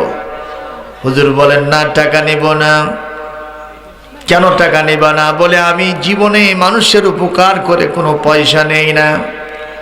আশ্চর্য কথা, টাকা দিবা না, অথচ এই পোটলার ভিতরে অনেক সোনা দানা, অনেক টাকা পয়সা আছে আমার, এগুলো তুমি নিয়ে রাস্তার ভিতর থেকে পালায়ও যাও নাই, পয়সাও নিবা না। তোমার কি নাম?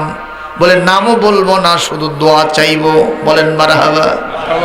এই বাবাজি, কি বলো তুমি? খবরদার খবরদার, এই মক্কার জমিনে বিনা পয়সায় মানুষের উপকার করে দৃশ্য চোখে দেখা দূরের কথা, মানুষের মুখে কোনোদিন গল্পেও আমি শুনি নাই। তোমার কি নাম? পরিচয় দাও। আমার নবী বললেন না, পরিচয় দেব না, শুধু দোয়া চাইব। বুড়ি ছাড়ে না, নবী দেবে না। এক পর্যায়ে নবীজি শেষমেশ তিনি পরিচয় দিতে বাধ্য হলেন। বুড়ি রে, কান পেতে শোনো আর সিদ্ধান্ত নাও, যেই আব্দুল্লাহর বেটা মুহাম্মাদের ভয়েতে তুমি এত দূর পর্যন্ত পালাই আসছো, আমি সে আব্দুল্লাহর ইতিম পুত্র, আমি নবী মুহাম্মদ রাসূলুল্লাহ। বুড়ি 2 চোখের পানি ছেড়ে দিয়ে কান্দে আর বলে বাবা, তুমি যে এত মহৎ, তুমি যে এত উদার, আমি এটা আগে জানি নাই। তোমার সম্পর্কে মক্কার লোকেরা কত বাজে কথা আমারে শুনাইছে। নবী ছাড়া সাধারণ মানুষের চরিত্র এরকম হতে পারে না, পারে না, পারে না। আমি আর অমুসলিম থাকবো না, আমি আর কাফের মুশরিক থাকবো না। যখন তোমাকে পাইয়া গেছি, সুযোগটা কাজে লাগাই, তুমি আমাকে ঈমানের কালেমা পড়ে মুসলমান বানায় দাও। নবী বললেন বুড়ি, পড়ো লা ইলাহা ইল্লাল্লাহু মুহাম্মাদুর রাসূলুল্লাহ। লা ইলাহা জড় লা ইলাহা ইল্লাল্লাহ। লা ইলাহা ইল্লাল্লাহু মুহাম্মাদুর রাসূলুল্লাহ সাল্লাল্লাহু আলাইহি ওয়াসাল্লাম। আল্লাহর নবী বিনা বাধায় মক্কায় ঢুকলেন। সুবহানাল্লাহ কোন? কাবায় ঢুকবেন, কাবার চাবি আগে দিতে চায় নাই যেই লোক, আজকে সেই লোককে নবীজি সন্ধান করেন। ওই লোকের নাম ছিল ওসমান ইবনে তালহা। কি নাম? তালহা। ওসমান ইবনে তালহা। হুজুর বললেন যাও তো ওসমান ইবনে তালহার কাছ থেকে চাবিটা নিয়ে আসো, কাবার দরজাটা খুলে দাও, আমি কাবার ভিতরে ঢুকবো। ওসমান ইবনে তালহার কাছে যাওয়া হলো, বাড়িতে নাই, আত্মীয় স্বজনের বাড়িতে নাই, বন্ধু বান্ধবের কাছে নাই, আড্ডাশালায় নাই, পানশালায় নাই, রাস্তাঘাটে নাই, হাটে বাজারে নাই। তাহলে ওসমান গেল কোথায়? সাহাবীগণ ব্যর্থ মনোরথ হয় মনটাকে শুকনো অবস্থায় নিয়ে, মুখটাকে বেজার অবস্থায় নিয়ে এসে রসুলকে বলেন, ইয়া রাসূলুল্লাহ, হাবিবাল্লাহ, ওসমানকে কোথাও খুঁজে পেলাম না। হুজুর বলেন, পাও নাই? বলে না, কোনো চিন্তা করার দরকার নাই, নবী আছে যেখানে সমাধান আছে সেখানে। আল্লাহর নবী আস্তে করে চক্ষু বন্ধ করলেন। কষ্ট হচ্ছে আপনাদের? নবীজি চক্ষু বন্ধ করলেন, কিছুক্ষণ পর বলছেন, আলহামদুলিল্লাহ, ওয়াজাদতু উসমান ইবনে তালহা, আমি ওসমান ইবনে তালহাকে পেয়ে গেছি। আল্লাহু আকবার, আল্লাহু আকবার। তাহলে বোঝা যায় আমার নবীর চোখ শুধু এই দুইটা না, আর একটা আছে অন্তরের চোখ, ঠিক কিনা বলেন? জি। ইয়ানজুরু বিনুরিল্লাহ আন্নাল মুমিনা ইযা আখলাসা কলবাহু ইয়ারা বিনুরিল্লাহ। ঈমানদার যদি তার অন্তরটাকে তাকওয়া দিয়ে ভরায়, ইখলাস দিয়ে ভরায়, একনিষ্ঠতার ভিত্তিতে ঈমানদার যদি ইবাদত করে, তার শুধু দুইটা চোখ থাকে না, অন্তরের একটা চোখ থাকে, সেটা দিয়ে মহান আল্লাহর নূরের তাজাল্লিতে গোপনীয় জিনিস দেখতে পায়। আল্লাহু আকবার, قال عمر رضي الله عنه, এটা হযরত ওমরের উক্তি, জোরে কান সুবহানাল্লাহ। সুবহানাল্লাহ। তাই বলে আমাদের দেশের পীর মার্কা ক্ষীর না, বাংলাদেশে বসে থেকে মক্কার ঘরের কুত্তো খেদায়। এক পীর সাহেব মুরিদের বাড়িতে যে বসে আছে, কার বাড়িতে? ভাতটা রান্না চলতেছে, ভাত দিতে দেরি করতেছে, এখন এখান থেকে বলছে, হেই হেই এই সর সর সর। মুরিদ দৌড়ে যাচ্ছে, হুজুর কি খবর? কয়, বাবা কাবা ঘরত কুত্তো ঢুকছিল তো, এর থেকে খেদে দেন। এই কথা যেই বলছে, মুরিদের বউ আবার খুব চালাক ছিল, যে বলে, তোমার এটা পীর আসল না নকল আমি পরীক্ষা করে দেখব। ভাত রান্না করে প্লেটের মধ্যে ভাত উঁচু করে দিয়েছে, বুঝছেন, আর তরকারি দিয়েছে ভাতের নিচে, দিয়েও সামনে দিয়েছে, ওই খালি সুবহানাল্লাহ সুবহানাল্লাহ সুবহানাল্লাহ, ভাত আর খায় না। মুরিদের সে কয়, হুজুর ভাত খান। কয়, বাবা তরকারি ছাড়া ভাত খাওয়া যায়? আর বিবি করছে, অনেক দেরি করে রাখো, আমি ঝাঁটা নিচ্ছি। তুমি এখান থেকে মক্কার ঘরের কুত্তো খেদাও, ভাতের নিচে তরকারি দেখো না, তোমার চাইতে ভণ্ড আর কেউ হতে পারে না। কথা কোন ঠিক না বেঠে? এ মাথায় আছে চুলের জট, গায়ে আছে সালার শট, হাতে আছে মদের পট, আবার গাজর কলকে হাতে নিয়া জিকির করে, হু খাজা হু খাজা হু খাজা।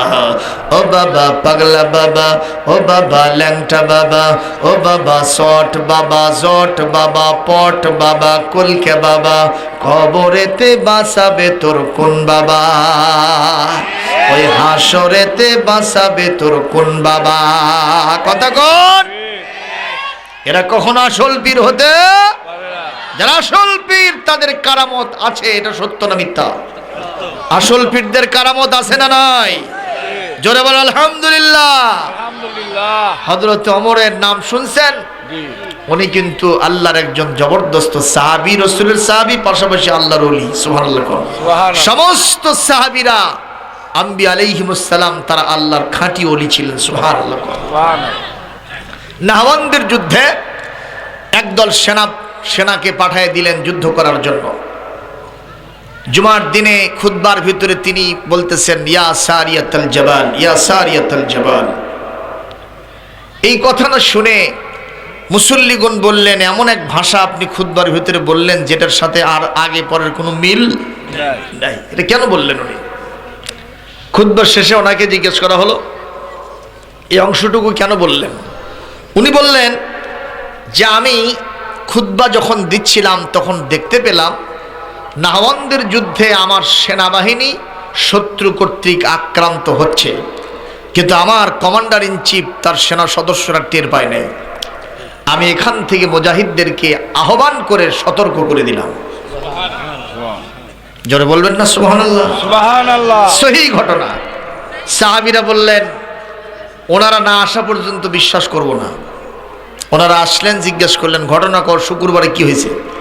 ওনারা বলতেছেন, সত্যি করে বলছি, যখন আমরা অসতর্ক ছিলাম, পেছন থেকে শত্রু বাহিনী অ্যাটাক করতে যাচ্ছে, হঠাৎ করে আমিরুল মুমিনিন খলিফাতুল মুসলিমিন হযরতের ওমরের কণ্ঠ আমাদের কানে ভেসে উঠল, হে পাহাড়ে উত্থিত আমার সেনাদল, পিছনের শত্রু সতর্ক হয়ে যাও। আমরা তাকায় দেখি শত্রু, আমরা তখন সতর্ক হয়ে আল্লাহর রহমতে বেঁচে গেছি। তাহলে ওলিদের কারামত সত্য না মিথ্যা? মিশরের নীল নদের পানি শুকিয়ে গেল, পানি হয় না। আমর ইবনুল আস তখন মিশরের ওলি শাসনকর্তা, তিনি বললেন মিশরের নীল নদের পানি শুকিয়ে গেছে, কি করবো তোমরা এখন? ওরা বলতেছে আমাদের আগের থেকে রসম রেওয়াজ আছে, পানি যখন শুকিয়ে যায় সুন্দরী মহিলাকে সাজায়া যদি নদীর ভিতরে ফেলে দেই তাহলে আবার নদীতে পানি প্রবাহিত হয়। এটা সম্পূর্ণ শিরক। যেরকম ঠিক না বেঠিক? আসলে কি মহিলাই পানি দেয় না পানি কে দেন? এ যেরকম কে পানি দেয়? আফারাআইতুমুল মাআল্লাযী তাশরাবুন আআনতুম আনজালতুমূহু মিনাল মুজনি আম নাহনুল মুনজিলুন।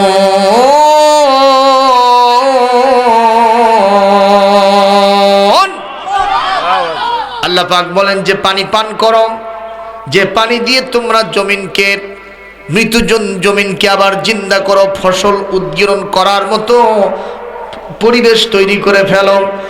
এই পানিটা কি তোমরাই নাজিল করো না আমি আল্লাহ নাজিল করি? বলেন কে করেন? আল্লাহ। কুল আরাআইতুম ইন আসবাহা মাউকুম গাওরা ফামান ইয়াতিকুম বিমাইন মাঈন। আল্লাহু আকবার। বলো দেখি সবে, যদি শুকাইয়া যায় এই ধরনের পানি, হেতায় আবার তটনির ধারা কে দেবে বলো আনি? আওয়াজ দেন, কে দিবেন? সুতরাং পানি যে আমরা পাচ্ছি এই জন্য শুকরিয়া হবে কার? আল্লাহ। ওয়াসাকাহুম রাব্বুহুম শারাবান তাহুরা। জোরে কোন সুবহানাল্লাহ। আমরা পানি পান করার পরে কার শুকরিয়া আদায় করব মুসলমান? আল্লাহ। আল্লাহ আমাদেরকে তৌফিক দান করো। আমিন। সুপ্রিয় উপস্থিতি, এখন উনি বললেন না শিরিক চলবে না। আমিরুল মুমিনিন খলিফা ওমর আছেন, ওনার থেকে পরামর্শ ছাড়া কোনো কাম হবে না, তোমাদেরকে শিরিক করতে দিব না। পানি কেমনে বৃদ্ধি হয় উনি জানেন। ওনার কাছে রিপোর্ট করা হলো, উনি বলেন আমার এই চিঠিটা নিয়ে গিয়ে নীলনদকে দেবা। উনি একটা চিঠি লিখছেন, সুবহানাল্লাহ। নীলনদের কি কথাবার্তা বলার শক্তি আছে নাকি? কানে শোনে, চোখে দেখে, কিন্তু তারপর নীলনদের কাছে তিনি চিঠি লিখলেন, হে নীলনদ, তুমি যদি তোমার নিজের শক্তি বলে প্রবাহিত হও কোনো সমস্যা নেই, তুমি চুপ থাকো। আর যদি তুমি মহান আল্লাহর ক্ষমতা বলে প্রবাহিত হও তাহলে আমার এই চিঠিটা তোমার ভিতরে দেওয়ার সারা তুমি প্রবাহিত হও সারা। ইতিহাস সাক্ষী, হযরত ওমরের চিঠিটা নিয়ে গিয়ে নীলনদের ভিতরে ফেলে দেওয়া হলো। কিছুক্ষণের ভিতরে পানি প্রবাহিত হয়ে টইটম্বর হয়ে দুকুল ছাপিয়ে পানি প্রবাহিত হইতে থাকলো। আর জোরে বলেন না সুবহানাল্লাহ। এটা হলো কারামাতুল আউলিয়া হাক্কুন, ওলিদের কারামত হলো সত্য। সুতরাং আল্লাহর ওলিদের সাথে বেয়াদবি করা যাবে না। যেগুলো ভণ্ড সেগুলো ভিন্ন কথা, ঠিক কি না কর? ঠিক। এদের জিকিরের মশান দেখলি যারা আসলেই ভণ্ড। ঠিক।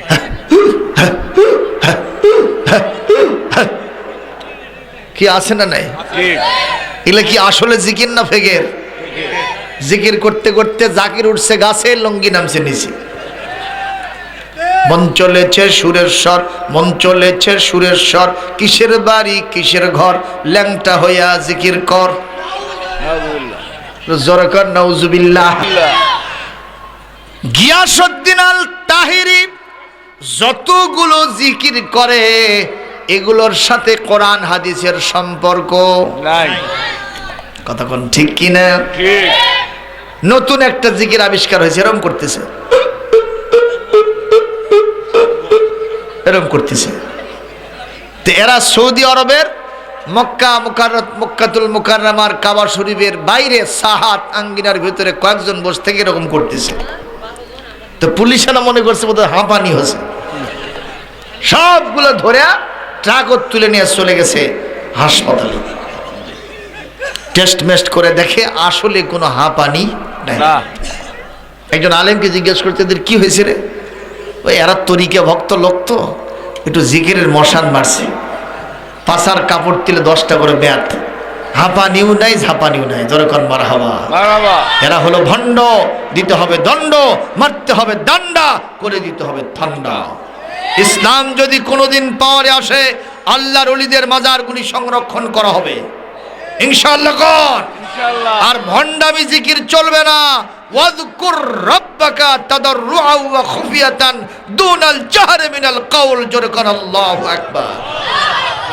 আল্লাহর জিকির হবে ভীতি মিশ্রিত বিনয় নম্রতা সহকারে, মনে মনে। ঠিক কিনা কর? একটু 2 মিনিট করি।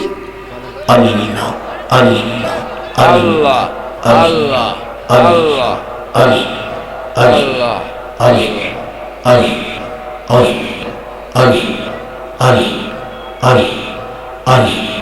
লা ইলাহা। ইল্লাল্লাহ। এইভাবে যদি 100 বার কেউ ইসমে জাতের জিকির, মহান আল্লাহর আল্লাহ নামের জিকির 100 বার ইমানের সাথে করে, দিনিয়াতের সাথে, ইমানের সাথে, ইখলাসের সাথে করে, নবীজি বলেন আল্লাহ তার নামটা জান্নাতীদের মধ্যে লিখে নেবে। সুবহানাল্লাহ। জোরে বলি সুবহানাল্লাহ। সুবহানাল্লাহ। ইয়া আইয়ুহাল্লাযীনা আমানু যকুরুল্লাহা যিকরান কাসীরাও ওয়াসাব্বিহুহু বুকরাতাও ওয়া আসীলা। আল্লাহু আকবার। যে লোকগুলি দাঁড়িয়ে আছেন, আপনারা কারা আমি বুঝি না। আপনারা কি আমাদের জাতের লোক?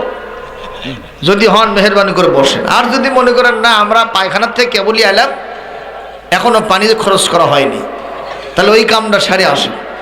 এতক্ষণ ধরে বলি, একটু অনুরোধ করছি মেহেরবানি করে বসেন, খারাপ লাগতেছে। মাঝখানে ফাঁকা জায়গাগুলি পূরণ করে বসেন। কোরআনের মাহফিল একটা আদব আছে না শোনারা? জি বলেন। জি মাঝখানে ফাঁকা জায়গা থাকলে ওখানে শয়তান আসন কেড়ে বসে যায়। শয়তানকে চান্স দেওয়া যাবে না, যাবে না, যাবে না। জোরে কোন ঠিক কিনা?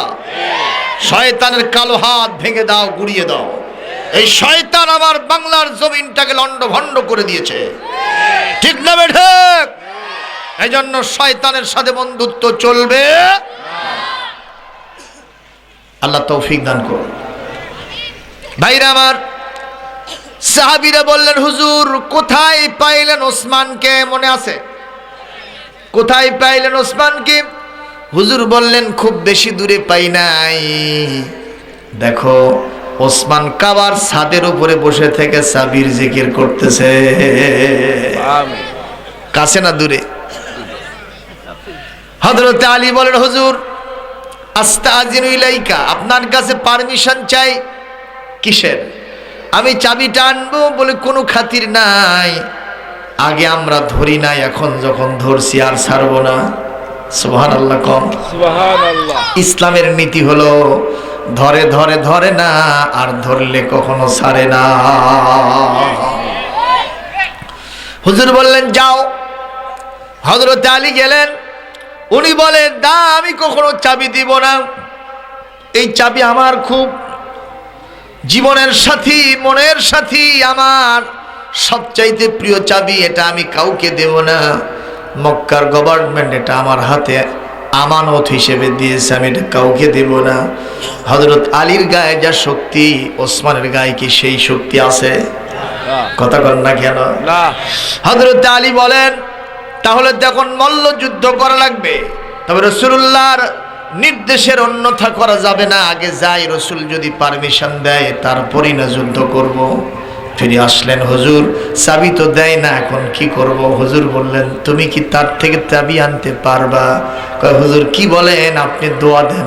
আপনি নিজে বলেছেন আমি হলাম কাফেরদের জন্য আসাদুল্লাহিল গালিব, আমি হলাম কাফেরদের জন্য বাঘ স্বরূপ। সুবহানাল্লাহ কম। সুবহানাল্লাহ। হযরত আলী গেলেন, মল্ল যুদ্ধ করে চাবিটা বীর দর্পে ছিনায় নিয়ে এসে রাসূলুল্লাহর হাতে দিয়েছেন। মারহাবা, আল্লাহু আকবার, জোরে কোন। আজকে নবীর সামনে কাবায় ঢুকতে বাধা দেওয়ার কেউ? আল্লাহর নবী কাবার দরজা খুললেন, তালা খুললেন, চাবি দিয়া ভেতরে ঢুকলেন। দেখলেন 1 নয় 2 নয় 360টা বাতিল খোদার মধ্যে বসে আছে। এরা কি আসলে খোদা না গুদা?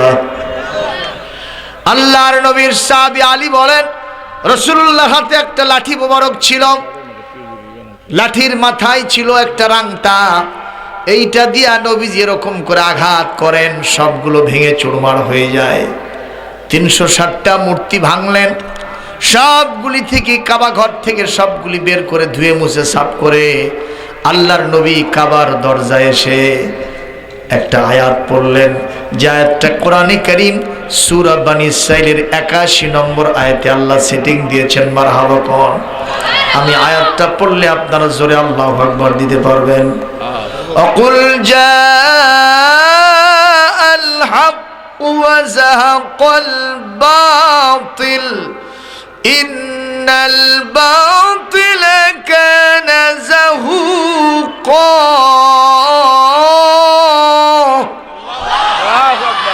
আল্লাহর নবী বললেন, সত্য সমাগত, মিথ্যা অপসৃত, মিথ্যার পতন অবশ্যম্ভাবী।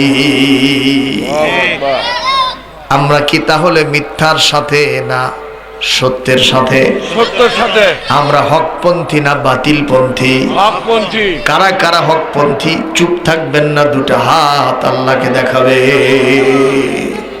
লিল্লাহে তাকবীর, লিল্লাহে তাকবীর, আল্লাহু আকবার, লিল্লাহে তাকবীর। আল্লাহু আকবার। কোরআন আছে যেখানে, আমরা আছি সেখানে, আল্লাহ রসুল যেখানে, আমরা আছি সেখানে। নারে তাকবীর। আল্লাহু আকবার। হাত নামান। কষ্ট হচ্ছে? নবীজি বললেন, আমার বেলাল কোথায়? বড় বড় চেহারা সম্পূর্ণ সাহাবীরা আছেন, আছেন না নাই? আবু বকর, ওমর, ওসমান, আলী রিদওয়ানুল্লাহ তাআলা আলাইহিম আজমাইন তারা আছেন, এবং অন্যান্য সাহাবীরা সবাই আছেন। হুজুর কাউকে ডাকলেন না। আশারায়ে মুবাশশারার ভিতরে কিন্তু হযরতে বেলালের নাম নাই। হুজুর বললেন, আমার বেলাল কোথায়? বাইদি বাই কথাটা হযরত বেলালের কানে পৌঁছে গেছে। সুবহানাল্লাহ কোন। একটু জোরে কর না সুবহানাল্লাহ। হযরত বেলাল এক পাশে বসে থেকে কাঁদতেছেন। আজকে বিজয়ের দিনে, দুঃখের সময় আমরা নবীর পাশে থাকলাম, আজকে বিজয়ের দিনে এত ভিড়, নবীর কাছে যাওয়াই যায় না। কথা কোন ঠিক না ঠিক?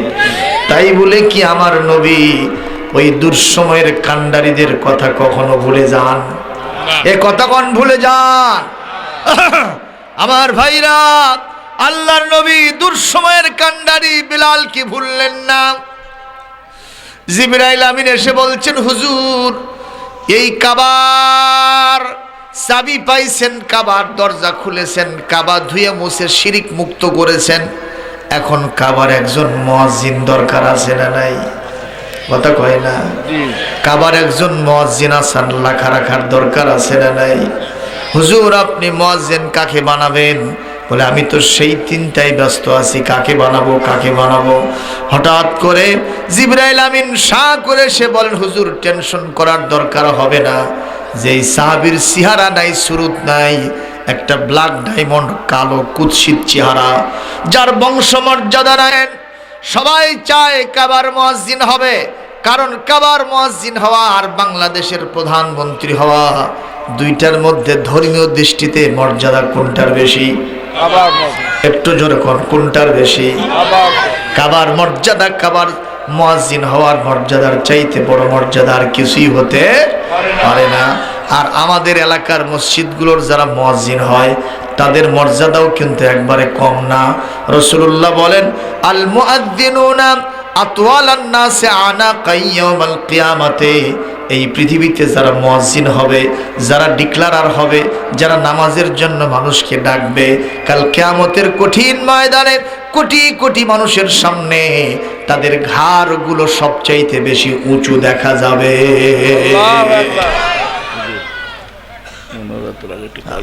আমার ভাইরা কষ্ট পাচ্ছেন, কষ্ট পাচ্ছেন। 12টা বেজে গেছে, আমি আর সামান্য 10 মিনিট কথা বলবো, কষ্ট হবে আপনাদের? না। চলবে 10 মিনিট? জি। দেখি কারা কারা চলার পক্ষে নাই। এই কি হলো রে? কে কে চলার পক্ষে আছেন এবার দু হাত তুলে দেখা। হাত নামান, আল্লাহ কবুল করুন, জোরে বলে আমিন। আমিন। মুয়াজ্জিন যখন আজান দেয়, আশেপাশের সমস্ত যত দূর পর্যন্ত তার আজানের ধ্বনি যায়, গাছপালা, তরু লতা, সকল কীট পতঙ্গ মুয়াজ্জিনের জন্য আল্লাহর কাছে দোয়া করতে থাকে। আমিন। সুবহানাল্লাহ, জোরে কর। সুবহানাল্লাহ। আর আমাদের দেশের এমন কিছু মুয়াজ্জিন আছে আর ওযুই করে না। দেখে কঠিন শীত আর বৃষ্টির দিন, কেউ আসার সম্ভাবনা নাই, ওই ল্যাপের মধ্যে থেকে আল্লাহু আকবার আল্লাহু আকবার করছে। জোরে কোন আছে না?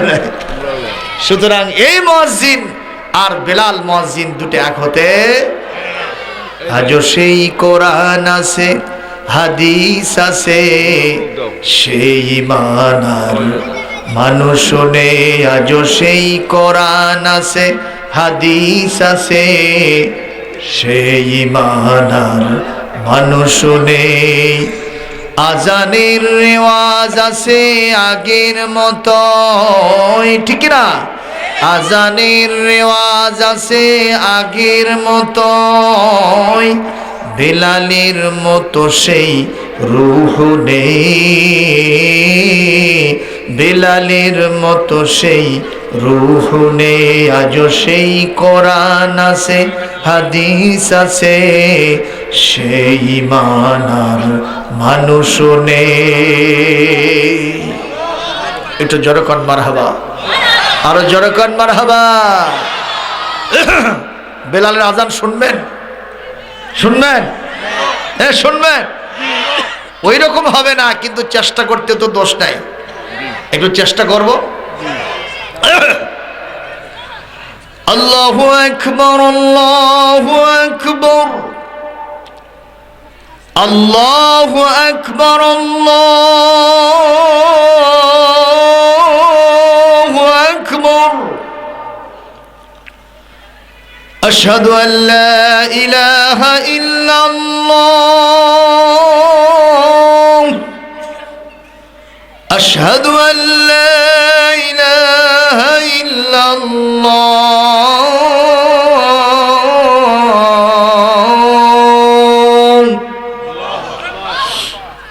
আশহাদু আন্না মুহাম্মাদার রাসূলুল্লাহ,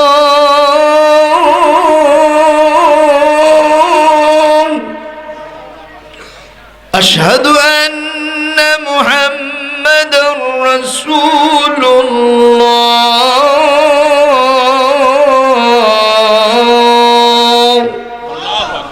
একটু জোরে কর আল্লাহু আকবার। আল্লাহু সুর এরকম হয় নাই, কিন্তু শব্দগুলো তো ওইটাই আছে। জি। কথা কয় না রে বাবা? জি। আমার ভাইরা, হযরত বিলাল এই চাবিটা হাতে নেওয়ার পরে, মুয়াজ্জিনের দায়িত্ব পাওয়ার পরে বেলাল আবেগে আপ্লুত হয়ে গেলেন। হুজুর কি বলেন, এত বড় দায়িত্ব আমাকে দিলেন, অথচ কত ভালো ভালো মানুষ আছে। হযরত বেলালের মুয়াজ্জিন নিয়োগের বিষয়টি খবরটা বাইদি ভাই সব জায়গায় পৌঁছে গেল। সব তো কাফেররা পালায় গেছে, কয়েকজন কাফের এক জায়গায় বসে থেকে তেলতেলা গোয়েন্দারি করতেছে। আমাদের দেশে যখন মানুষেরা কাজকর্ম থেকে ফিরে আসে এক জায়গায় বসে থেকে আলাপ করে, এরকম কিছু জায়গা আছে না নাই? গ্রাম বাংলায় বলে টং, কোথাও বলে মাসাং। এখানে বসে থেকে খালি মাস্তানি করে, জোরগণ ঠিক কিনা? আর খালি ওদের চোখটি বিষ মারা, যে যখন যায় তাকে নিয়ে সমালোচনা করা, জোরগণ ঠিক কিনা? এই টং আর মাসাং থেকেই সমস্ত ষড়যন্ত্রের উদ্ভব হয়ে থাকে, জোরগণ ঠিক কিনা? ইসলাম যদি কোনোদিন পাওয়ারে যায়, এই সবগুলিকে ভেঙে চুরমার করে দেওয়া হবে। কারণ তুমি যদি মুসলমান হও, তোমাকে আল্লাহর গোলাম হিসেবে রাত দিন 24 ঘন্টা জমিনে পদচারণা করতে হবে। তোমার এরকম ফুটানি মারার সময় খুব একটা থাকবে না। সৌদি আরবে গেলে দেখবেন আড্ডা দেওয়ার মতো কোনো জায়গা নেই। আমি দেখলাম ছোট একটা বাবলা গাছ, চতুর্দিকে খালি নিষিদ্ধ নিরাপত্তা ধরে পুলিশ বাহিনী আর্মি এসে দোস্তের মতো কাটে সাফ করে ফেললো। আমি বললাম এটা কেন করলেন? কয় যে না, এটা থাকলে এখানে খালি আড্ডা হবে। কি সুন্দর কথা, আল্লাহু আকবার কর। এই জন্য আড্ডাশালা, পানশালা, নাইট ক্লাব চলবে না। জনগণ ঠিক কিনা? আমি মনে করি এমএস ক্লাব যেটা ওনারা তৈরি করেছেন, এখান থেকে মানবতার, আত্মমানবতার সেবা হবে, এই এলাকার দুস্থ মানবতার পাশে দাঁড়ানো হবে, দেশ ও জাতির সমাজের উন্নয়নের জন্য, তাদের চরিত্রকে বিল্ড আপ করার জন্য এমএস ক্লাব থেকে কর্মসূচি ঘোষণা করা হবে। ছিন্নমূল মানুষের পাশে দাঁড়াবে, শীতার্ত মানুষের পাশে শীত বস্ত্র নিয়ে দাঁড়িয়ে যাবে। এটা হলো এমএস ক্লাব এর কার্যক্রম। ঠিক কিনা বলেন? ওই নাইট ক্লাবের সাথে এরকমের সম্পর্ক নাই, আমরা আশা করি ইনশাআল্লাহ। বলেন মাহফিল যেহেতু করতেছেন, আমাকে একটা ইনস্ট্রাকশন দিতে হবে, আমি সেটা দিয়ে দিলাম। তাতে কি মন খারাপ হলো নাকি আপনাদের? আমার ভাইরা, ওদের কানে পৌঁছে গেছে। আবু সুফিয়ান আছে, হারিস বিন হেশাম আছে, আর কয়েকজন আছে। একজন বলতেছে আল্লাহকে ধন্যবাদ, একজন বলতেছে আল্লাহকে ধন্যবাদ দাও কেন? যে আমার বাপকে আল্লাহ যে আগে নিয়ে গেছে, এজন্য আল্লাহকে ধন্যবাদ। বিলাল মুয়াজ্জিন হয়েছে, এটা যদি আমার বাপ শুনতো, পড়তো আর মরতো, হার্ট অ্যাটাক করে শেষ। বিলালের মতো এরকম একটা পচা মানুষ মসজিদ হারামের মুয়াজ্জিন হয়েছে, এটা আমার বাপ সহ্য করতে পারতো না রে, এজন্য আল্লাহকে ধন্যবাদ। কি শয়তান আপনি চিন্তা করেন। আর একজন বলতেছে মুহাম্মাদের মাথায় কিছুই নাই। কেন? বলে আগে শুনতাম মুহাম্মদ খুব ইন্টেলেকচুয়াল পাওয়ারের অধিকারী, কিন্তু আজকে যেটা দেখতেছি মুহাম্মাদের মাথায় কিছুই নাই। কালো কাকের মতো চেহারা, তাকে মুয়াজ্জিন বানাইছে, কাবার সম্মান মাটির সাথে মিশে গেছে। আর একজন বলতেছেন our leader Abu Sufian, please comments about this matter. এ বিষয় নিয়ে আপনি কিছু কথা বলেন। আবু সুফিয়ান বলে দেখো, এ বিষয়ে আমি কিছুই বলবো না। কেন? বলে এই মুহাম্মাদের কার্যক্রম নিয়ে অতীতে আমি যত সমালোচনা করেছি, কাবার মালিক, আরশের মালিক কেমনে যে জানে, মুহাম্মাদের কাছে ফাঁস করে দেয়। আজকে বিজয়ের দিনে আমি যদি কোনো মন্তব্য করি, ওই আরশের মালিক, কাবার মালিক জানবে, মুহাম্মাদের কাছে ফাঁস করে দিয়ে সেটা আমার গলার ফাঁস হবে। আমি এ বিষয়ে নিয়ে কোনো কমেন্ট করব না। জোরে করেন নাউজুবিল্লাহ। আপনারা বলেন মন্তব্য করা হলো কি হলো না? কিন্তু সেটা জানলো কে? মা ইয়াকুনু মিন নাজওয়া সালাসাতিন ইল্লা হুয়া রাবিউহুম। আল্লাহ পাক বলেন তোমরা তিনজনে মিলে কোনো পরামর্শ গোপনে করলে মনে করবে না তিনজন করছো, ওখানে চতুর্থ একজন আছেন, তিনি হলেন আমি আল্লাহ। এর থেকে কম হোক আর বেশি হোক, যেখানেই যা করবা সব আমি আল্লাহর সিসিটিভিতে ধারণ করা আছে। কথা কয় না রে বাবা? সুতরাং রাতের আধারে যুব সম্প্রদায়, তোমরা দরজা জানলা বন্ধ করে দিয়া ইন্টারনেট চালু করে ল্যাংটা নারীর দেহ দেখবা। কেউ দেখতেছে না, বলো তো কেউ দেখতেছে? আল্লাহ দেখছে। আরো জোরে বলো। আর আল্লাহ দেখা মানে তুমি আসামি হয়ে যাও, আসামি হয়ে গেছো তুমি।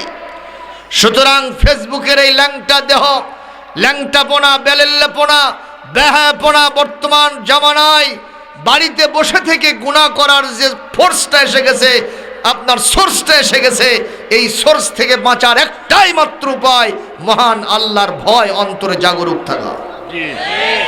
জোরে বলুন কথা ঠিক কিনা? রাস্তা দিয়ে একটা মহিলা আসতেছে, লিপস্টিক মার্কা, আটো শটো পাতলা ফিনফিনা পোশাক পরা। এই মহিলার দিকে আপনি যদি তাকান, বাংলাদেশ সরকার আপনাকে ধরবে না, পুলিশ বাহিনীও ধরবে না, কারণ পুলিশেরও মাঝে মধ্যে তাকে থাকে, আমি দেখছি। কথা কয় না? কথা কয় না? সব পুলিশ না, এমন কিছু আছে যেগুলো একটু মশান নিয়েই থাকে। কথা কয় না রে বাবা? এরা তাকায় থাকে, আমি দেখছি। কিন্তু পুলিশ তোমাকে বাধা দেবে না, আর্মি দেবে না, বিজিবি দেবে না, কিন্তু তুমি যে তাকাইছো বেগানা নারীর দিকে, বারবার তাকাইছো।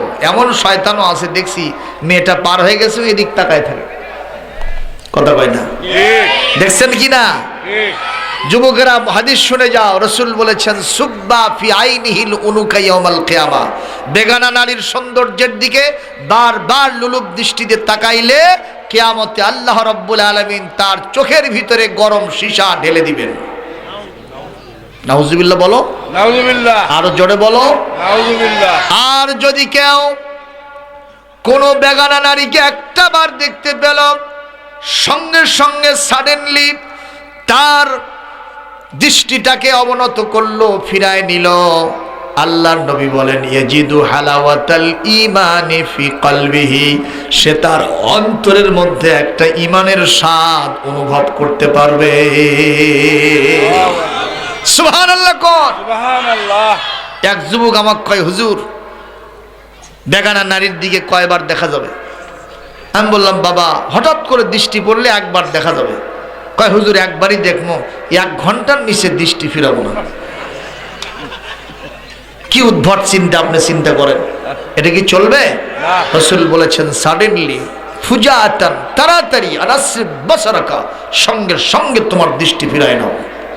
ফাইন্না লাকাল উলা লাইসা লাকাল আখিরা, তুমি প্রথম দেখতে পারবা, দ্বিতীয়বার আর দেখার কোনো সুযোগ নাই। শুধুমাত্র মহিলাদের জন্য, পুরুষের জন্য হুকুম, মহিলাদের জন্য বোধহয় হুকুম নাই? মহিলাদের জন্য কথা কোন আছে না নাই? আছে। ক্লাসে গিয়ে স্যার বসে আছে, ছাত্রী বলতেছে, স্যার ওই ছেলেগুলো আমার দিকে চায় থাকে। তো স্যার বলল, তুমি কেমনে দেখলে? কয়, আমি না চাষনো একবার। তাহলে বোঝা গেল ওরাও চায়, কথা কোন ঠিক কিনা? এই জন্য কোরআনে কারীম সূরা নূরের ভিতরে আল্লাহ পাক বলেছেন, পুরুষেরা পর নারী থেকে তাদের দৃষ্টিকে নিম্নগামী করবে এবং মহিলারাও তাদের দৃষ্টি পর পুরুষ থেকে নিম্নগামী করবে। সুবহানাল্লাহ। সুবহানাল্লাহ। আল্লাহ ব্যালেন্স করেছেন, ইকুয়ালিটি কায়েম করেছেন। আল্লাহু আকবার, জোরে কর আল্লাহু আকবার। সুতরাং আল্লাহর বিধান শুধুমাত্র পুরুষের জন্য নয়, ইয়া আইয়ুহাল্লাযীনা আমানুর ভিতরে পুরুষ আছে, নারীও আছে, ঠিক কিনা কোন? এজন্য আল্লাহর নবীর ব্যাপারে বিলাল মুয়াজ্জিন হয়েছে এই সিদ্ধান্ত যখন রাসূল নিয়েছেন, আর ওরা যখন শুনল, মন্তব্য করলো, বলেন তো এটা কে শুনেছেন? শোনাও সারা যে আয়াত আমি শুরুতে পড়েছিলাম, সূরা হুজুরাতের 13 নম্বর আয়াত, আল্লাহ নাজিল করে আমার রাসূলকে বলে দিলেন, ইয়া আইয়ুহান নাসু, হে মানুষ সকল, ইন্না খলাকনাকুম মিন যাকারিন ওয়া উনসা, নিশ্চয় আমি তোমাদেরকে পুরুষ এবং নারী থেকে সৃষ্টি করেছি। সুবহানাল্লাহ কোন? সুবহানাল্লাহ। ওয়াজআলনাকুম শুউবান ওয়া কাবাইলা লিতাআরাফু, তোমাদের বিভিন্ন শাখা প্রশাখা, গোত্র উপগোত্র, বিভিন্ন বংশ মর্যাদায় আমি বিভক্ত করে দিয়েছি। আমি বংশের ভিত্তিতে, টাকা পয়সার ভিত্তিতে, চেহারা সুরতের ভিত্তিতে, শাখা প্রশাখার ভিত্তিতে আমি কাউকে মর্যাদা বেশি করে দিব না। আমার কাছে সবচাইতে বেশি মর্যাদাবান হবে তারা, আমি আল্লাহকে বেশি ভয় করে যারা। ইন্না আকরামাকুম ইনদাল্লাহি আতকাকুম ইন্নাল্লাহা আলিমুন খাবীর। আল্লাহু আকবার। আল্লাহ পাক বলেন, আমি নিশ্চয় আল্লাহ সব কিছু জানি, আমি সব কিছু খবর রাখি। জোরে কোন সুবহানাল্লাহ। সুতরাং বেলালের টাকা নাই, পয়সা নাই, বেলালের চেহারা সুরুত নাই, বংশমর্যাদা নাই, বেলালের ভিতরে আমি আল্লাহর ভয় বেশি আছে। এই জন্য তোমাদের চাইতে বেলালের মর্যাদা আমার কাছে বেশি। আমার নবী বেলালকে মসজিদের নববী, মসজিদে হারামের মুয়াজ্জিন বানাইছে, আমি আল্লাহ 100 ভাগ সমর্থন দিয়ে দিয়েছি। সুবহানাল্লাহ। আরো জোরে কর সুবহানাল্লাহ। আরো জোরে কর। সুবহানাল্লাহ। সুতরাং আজকে একটা পয়েন্টের আলোচনা, আমাদের ভিতরে মহান আল্লাহর ভয় ঢুকাতে হবে ইনশাআল্লাহ। কোন? র‍্যাব, পুলিশ, আর্মি, বিজিবি এই দেশ ভালো করতে পারবে না, কারণ তারাও মানুষ, তাদের ভিতরে প্রবৃত্তি আছে, ঠিক কিনা কোন? বাংলাদেশ ভালো হতে হলে, এই জমিনটা ভালো হতে হলে আল্লাহর তাকওয়া, আল্লাহর ভয় অন্তরে ঢুকাতে হবে। গভীর রাত্রে ওমর ঘুরতেছেন, দেখেন মা এবং মেয়ের মধ্যে সংলাপ চলতেছে। মা বলতেছে, মেয়ে ওঠো, ওঠো বাবা, ওঠো মেয়ে। মেয়ে উঠে বলতেছে, মা আপনি আমাকে ডাকেন কেন? বলে মদিনায় দুধের বাজার লেগে গেছে, আমরা দুধ বিক্রি করি, দেখো আমাদের প্রত্যেকটা ভাণ্ডে কিছু কিছু দুধ কম আছে, সমানে পানি মিশায় একেবারে টইটম্বর করে ফেলো। ছোট্ট মেয়েটা বলল, মা আপনি জানেন না এটা ওমরের রাজ্য, যদি দুধের ভিতরে পানি মিশান, খাদ্যে ভেজাল দেন, ওমর ধরতে পারলে শাস্তির কাঠগড়ায় আবদ্ধ করবে, খবরদারি কাজ করা যাবে না। মা হাসতে হাসতে বলতেছে, পাগলি মেয়ে, ওমর তখন যায় দেখো মদিনায় তার বাড়িতে শুয়ে ঘুম পাড়তেছে নাক ডেকে। কথাগুলো কে শুনতেছেন? আল্লাহ। না, আল্লাহ তো শুনতেছেন। হযরত ওমর ওখানে শুনে মিট মিট করে হাসতেছে, উনি ছদ্মবেশে হাঁটতেছে। সুবহানাল্লাহ। সুবহানাল্লাহ। এক পর্যায়ে মেয়েটা বলল, মা তোমার দৃষ্টিতে ওমর যদি মদিনার বাড়িতে ঘুমায়, ঘুমাতে পারে, ওমরের যেহেতু মানবিক প্রবৃত্তি আছে, ঘুম আছে, তন্দ্রা আছে, অলসতা আছে, করতে পারে, কিন্তু ওমরের যিনি রব, আমার যিনি রব, তোমার যিনি রব, তার নাম হলো আল্লাহ। সেই মহান আল্লাহর ঘুম নাই, তন্দ্রা নাই, নিদ্রা নাই, আহার পানি নাই। মহান আল্লাহ যেমন ছিলেন তেমন আছেন, তেমন থাকবেন। তিনি আমাদের চোখের লুকোচুরিও দেখেন, অন্তরের মধ্যে যা গোপন করি সেটাও দেখেন। সেই মহান আল্লাহ দুধের ভিতরে পানি মিশানো কাজটা দেখবেন, আমাদেরকে চোরের কাতারে, ওই গাদ্দারদের কাতারে আল্লাহ পাক দাঁড় করাবেন।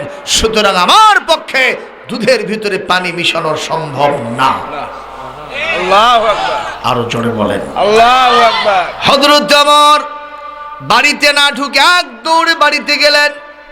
যাওয়ার পরে বললেন, আব্দুল্লাহ বহুত দিন ধরে তোমার জন্য একটা পাত্রী খুঁজতেছিলাম, পাই নাই। ওই মদিনার কুড়ে ঘর দেখো তো, মেয়েটার যদি বিয়ে না হয়ে থাকে প্রস্তাব দাও, আর তাকে বিয়ে করে নিয়ে আমিরুল মুমিনিনের পুত্রবধূ করে সম্মান দিয়ে দাও। বলেন তো মেয়েটা কার ভয়ে দুধে পানি মিশালো না? আল্লাহর ভয়ে। এই ভয়টা যদি আমাদের প্রত্যেকের ভিতরে জাগরুক হয়, কেউ দুর্নীতিবাজ হবে না, কেউ টপ টেরর হবে না, সন্ত্রাসী হবে না, মানুষ হত্যাকারী হবে না, চাঁদাবাজ হবে না, মদারু, জুয়ারু, ঘুষারু, সুদরু, মুসরু কেউ হবে না। জোরে কোন ঠিক কিনা? আল্লাহ আমাদের সবাইকে তৌফিক দান করুন। জোরে বলি আমিন। আরো জোরে বলি আমিন। ওমরের মতো যদি আলহামদুলিল্লাহ আমার দেশের লিডারেরা হয় ওইরকম চরিত্রবান, এই দেশের উন্নতি হবে কি হবে না? হবে। এই জন্য কবি বলছে কত সুন্দর করে, আহা এমন যদি হতো আমার সমাজের খলিফা হতো, ওমরেরই মতো হতো, আবু বকরের মতো, প্রজার দুঃখে তাদের চোখে আসতো না রে ঘুম, দেশের ভিতর পড়ে যেত শান্তি সুখের ধুম, ধনী গরিব ভালোবাসার জীবন ফিরে পেত, যদি আমার খলিফা হতো ওমরেরই মতো। জনগণের খোঁজ খবর নিত রাত দুপুরে, ঘুরে ঘুরে দেখতো কি কেউ আছে অনাহারে, আমার দেশের মা বোনেরা লাঞ্ছিতা হতো না, আমার দেশের কৃষক শ্রমিক বঞ্চিত হতো না, ধনী গরিব ভুখা নাঙা নাহি পাওয়া যেত, যদি আমার খলিফা হতো ওমরেরই মতো, এমন যদি হতো।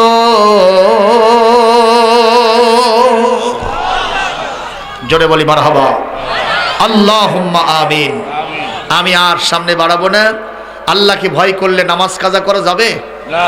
আগামীকাল ফজর থেকে নামাজ হবে ইনশাল্লাহ। কম ইনশাআল্লাহ। আমি জানি অনেকে আজকে এশার নামাজ না পড়েই মাহফিলে এসে বসে গেছে, বিষয়টা বাঁশের চেয়ে কুঞ্চি মোটা হয়ে গেছে। সেরকম ঠিক কিনা? এটা ঠিক হয় নাই। আমাদের জন্য নামাজ ফরজ করেছেন কে? আল্লাহ। নামাজ যদি কেউ ঠিক মতো পড়ে ওর জীবনটা পরিচ্ছন্ন হবে। সুবহানাল্লাহ। এটা কোরআন হাদিস ঘোষিত কথা। কবি বলছে, কেমন করে ঘুমাও তুমি, কেমন করে ঘুমাও তুমি, ফজর করে কাজা, এমনও তো হতে পারে জহরে জানাজা, তোমার জহরে জানাজা। নামাজকে বলো না কাজ আছে, কাজকে বলো আমার নামাজ আছে। বলেন, নামাজকে বলো না কাজ আছে, কাজকে বলো আমার নামাজ আছে। নামাজ বিহীন পরকালে কি জবাব দেবে আল্লাহর কাছে? ঠিক কিনা? নামাজকে বলো না কাজ আছে, কাজকে বলো আমার নামাজ আছে। আল্লাহু আকবার। বলি আল্লাহুম্মা আমিন। 5 ওয়াক্ত নামাজ পড়বেন, রমজান শরীফের রোজা রাখবেন, সামনে রোজা আসতেছে, ঠিক কিনা বলেন? মানসিক প্রিপারেশন এখনই থাকতে হবে, বলি ইনশাআল্লাহ। আমরা হালাল হারাম বাজ বিচার করে চলবো, সারাটা জীবন সত্যের পক্ষে থাকবো। আমাদের অধীনস্থ মেয়েদের মিনাল খাসিরিন। ربنا لا تزغ قلوبنا بعد إذ هديتنا وهب لنا من لدنك رحمة إنك أنت الوهاب। রব্বুল আলামিন এমএস ক্লাব এর উদ্যোগে আয়োজিত আজকের এই মাঠে মাহফিল সেই সন্ধ্যা থেকে শুরু হয়ে রাত্রি এখন 12:30 পার হয়ে, কি বলে 12:30 পার হয়ে গেছে। রব্বুল আলামিন মেহেরবানি করে আজকের মাহফিলটাকে আজিমুর শান দরবারে কবুল করুন, আমিন। রব্বুল আলামিন। আমরা যারা মাহফিলে এসেছি গুনার বোঝা মাথায় নিয়ে এসেছি, তবে বুক ভরা আশা আছে। আল ঈমানু বাইনাল খাউফি ওয়ার রিজা, আসলে ভয় এবং আশার মাঝেই তো ঈমান নিহিত রয়ে গেছে। রব্বুল আলামিন আজকের মাহফিলে আমরা যারা হাজিরা দিয়েছি আমাদের সবাইকে রহমতি বান্দাদের মধ্যে কবুল করে নেন আল্লাহ। গুনাহ খাতা নিয়ে কেউ বাড়িতে ফিরে যাব না, আমাদের সবাইকে গুনাহমুক্ত করে মাসুম বেগুনাহ বানায় বাড়িতে ফিরায় নেন রব্বুল আলামিন। মেহেরবানি করে আজকের মাহফিলটা আমাদের সকলের জন্য নাজাতের ওসিলা বানায় দেন। আয় আল্লাহ, রজব চাঁদের সর্বশেষ সময় আমরা হাত তুলেছি, বড়ই মর্তবাপূর্ণ মাস, এরপরে শাবান, এরপরে কাঙ্ক্ষিত বাঞ্ছিত মাহে রমাদান শরীফ আল্লাহ আমাদের সামনে চলে আসবে।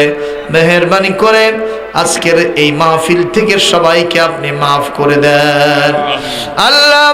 দুনিয়ার অফিস আদালত যখন বন্ধ হয়ে যায় তখন আপনার রহমতের অফিস ততক্ষণ কর্মচঞ্চল হতে থাকে। আল্লাহ রহমতের অফিস থেকে আমাদের সবার জন্য রহমত বরকত বরাদ্দ দেন রব্বুল আলামিন। আজকের মাহফিলে যা সওয়াব কামাই করলাম, দরুদ এবং সালাম সোনার মদিনায় নবী পাকের রওজা মোবারকে পৌঁছায় দেন। তাম পৃথিবীর মাটির নিচে যত মুমিন মুমিনাত শুয়ে আছেন তাদের আরো আর পরে সওয়াব পৌঁছায় দেন। খাস করে আমাদের মাঝ থেকে জনম দুঃখিনী মা, জনমের মতো যাদের বিদায় হয়ে গেছে, মা কথাটি ছোট্ট অতি কিন্তু যেন ভাই ইহার চেয়ে নাম যে মধুর ত্রিভুবনে নাই। আল্লাহ মমতাময়ী মা কি নিদারুণ কষ্ট আমাদের নিয়েও সহ্য করেছেন আল্লাহ। ভুক্তভোগী মা ছাড়া কেউ বুঝবে না। মা যেন কবরে আযাবে গ্রেফতার না থাকে আল্লাহ, মায়ের কবরের আযাব মাফ করে দেন। আমাদের আম্মা জানকে আপনার জান্নাতি মেহমানদের মধ্যে শামিল করে নেন। আমাদের দরদের বাপ, এ দুনিয়ার অন্যতম শ্রেষ্ঠ নেয়ামত, টাকা পয়সা বুদ্ধি পরামর্শ আমাদের জীবনে জীবনে যা যা লাগে বাপ মা দিয়ে চলে গেছে। রক্ত পানি করা পয়সা, মাথার ঘাম পায়ে ফেলানোর পয়সা খরচ করে বিশ্ববিদ্যালয় পর্যন্ত আমাদেরকে পড়ায় নিয়ে আসছেন আল্লাহ। মানবতা অর্জনের জন্য চেষ্টা করেছেন, কর্মসংস্থানের ব্যবস্থা করে দিয়েছে। ওই বাপ যাদের কবরে গেছে মাহবুব, বাবের কবরটা জান্নাতের টুকরো বানায় দেন আল্লাহ। বাপ মা যাদের জীবিত আছেন হায়াতে তৈয়বা তবিলা দান করেন। সবাই মিলে পড়েন রব্বির হামহুমা কামা রব্বায়ানি সগীরা। আবার পড়েন রব্বির হামহুমা কামা রব্বায়ানি সগীরা। আয় আল্লাহ, আমাদের দাদা দাদি নানা নানি ভাই বোন আত্মীয় স্বজন বিবি সন্তানাদি শ্বশুর শাশুড়ি জানা অজানা চেনা অচেনা কত আত্মীয় স্বজন কবরে গেছেন, আজকের সওয়াব তাদের আরো আর পরে পৌঁছায় দেন। আমাদের পাশেই দক্ষিণ বগুড়া গোরস্থান আল্লাহ সব আমওয়াত গুনকে জান্নাতি হিসেবে কবুল করুন, ওনাদের আরো আর পরে সওয়াব পৌঁছায় দেন আল্লাহ। আজকের মাহফিলে যিনি যেভাবে সাহায্য সহযোগিতা করেছেন, টাকা পয়সা বুদ্ধি পরামর্শ দিয়েছেন, শারীরিক পরিশ্রম করেছেন, আল্লাহ দয়া করে সবার জন্য ফায়দামান হাসিল করার তৌফিক দান করুন রব্বুল আলামিন। কমিটির সদস্যবৃন্দু, বিশেষ করে আমাদের বকুল সাহেব, আল্লাহ ফানসু সাহেব সহ আল্লাহ আমাদের সম্মানিত আল্লাহ দিলবর হোসেন বাদশাহ সাহেব সহ আজকের সভাপতি জনাব কাউন্সিলর সিপারাল বখতিয়ার সাহেব, আজকের অতিথি মণ্ডলী যারা এসেছিলেন, আল্লাহ সবার প্রতি রহমত দেন, বরকত দেন, মনের আশাগুলি জায়েজ তরিকায় কবুল করে নেন। মা বোনেরা পর্দায় বসে হাত তুলেছেন, মা বোনদের উপর রহমত নাজিল করেন, নিঃসন্তানীকে সন্তান দেন, স্বামীর সংসারকে সুখময় আনন্দময় করে দেন। আল্লাহ আমরা যিনি যে আশা নিয়ে হাত তুলেছি জায়েজ তরিকায় মনের আশাগুলি কবুল করেন। বিশ্বের মুসলমানদের উপরে আল্লাহ রহমত করেন, যারা মাজলুম মানবতা হামিও নাসের হয়ে যান রব্বুল আলামিন। আল্লাহ জনাব শহীদুল ইসলাম হাজী সাহেব, তিনি অসুস্থ, কঠিন রোগে আক্রান্ত, দোয়া চাওয়া হয়েছে। শহীদ সাহেব সমাজকর্মী মানুষ, একজন সমাজ সচেতন মিডিয়া ব্যক্তিত্ব। রব্বুল আলামিন শহীদুল ইসলাম সাহেবকে হায়াতে তৈয়বা তবিলা দান করে, আল্লাহ তাকে শিফায়ে আজেলা কামিলা দান করো। আল্লাহ তার মা 93 বছর বয়স, দোয়া চেয়েছেন, মেহেরবানি করে তার উপর রহমত এবং বরকত দিয়ে মালামাল করে দেন। আল্লাহ আমরা এই আশা নিয়ে হাত নামাই, যেই রাত্রিতে আমাদের প্রত্যেকের দোয়া আপনি শুনেছেন এবং কবুলিয়তের মর্যাদা দান করেছেন। রব্বানা তাকাব্বাল মিন্না ইন্নাকা আনতাস সামিউল আলিম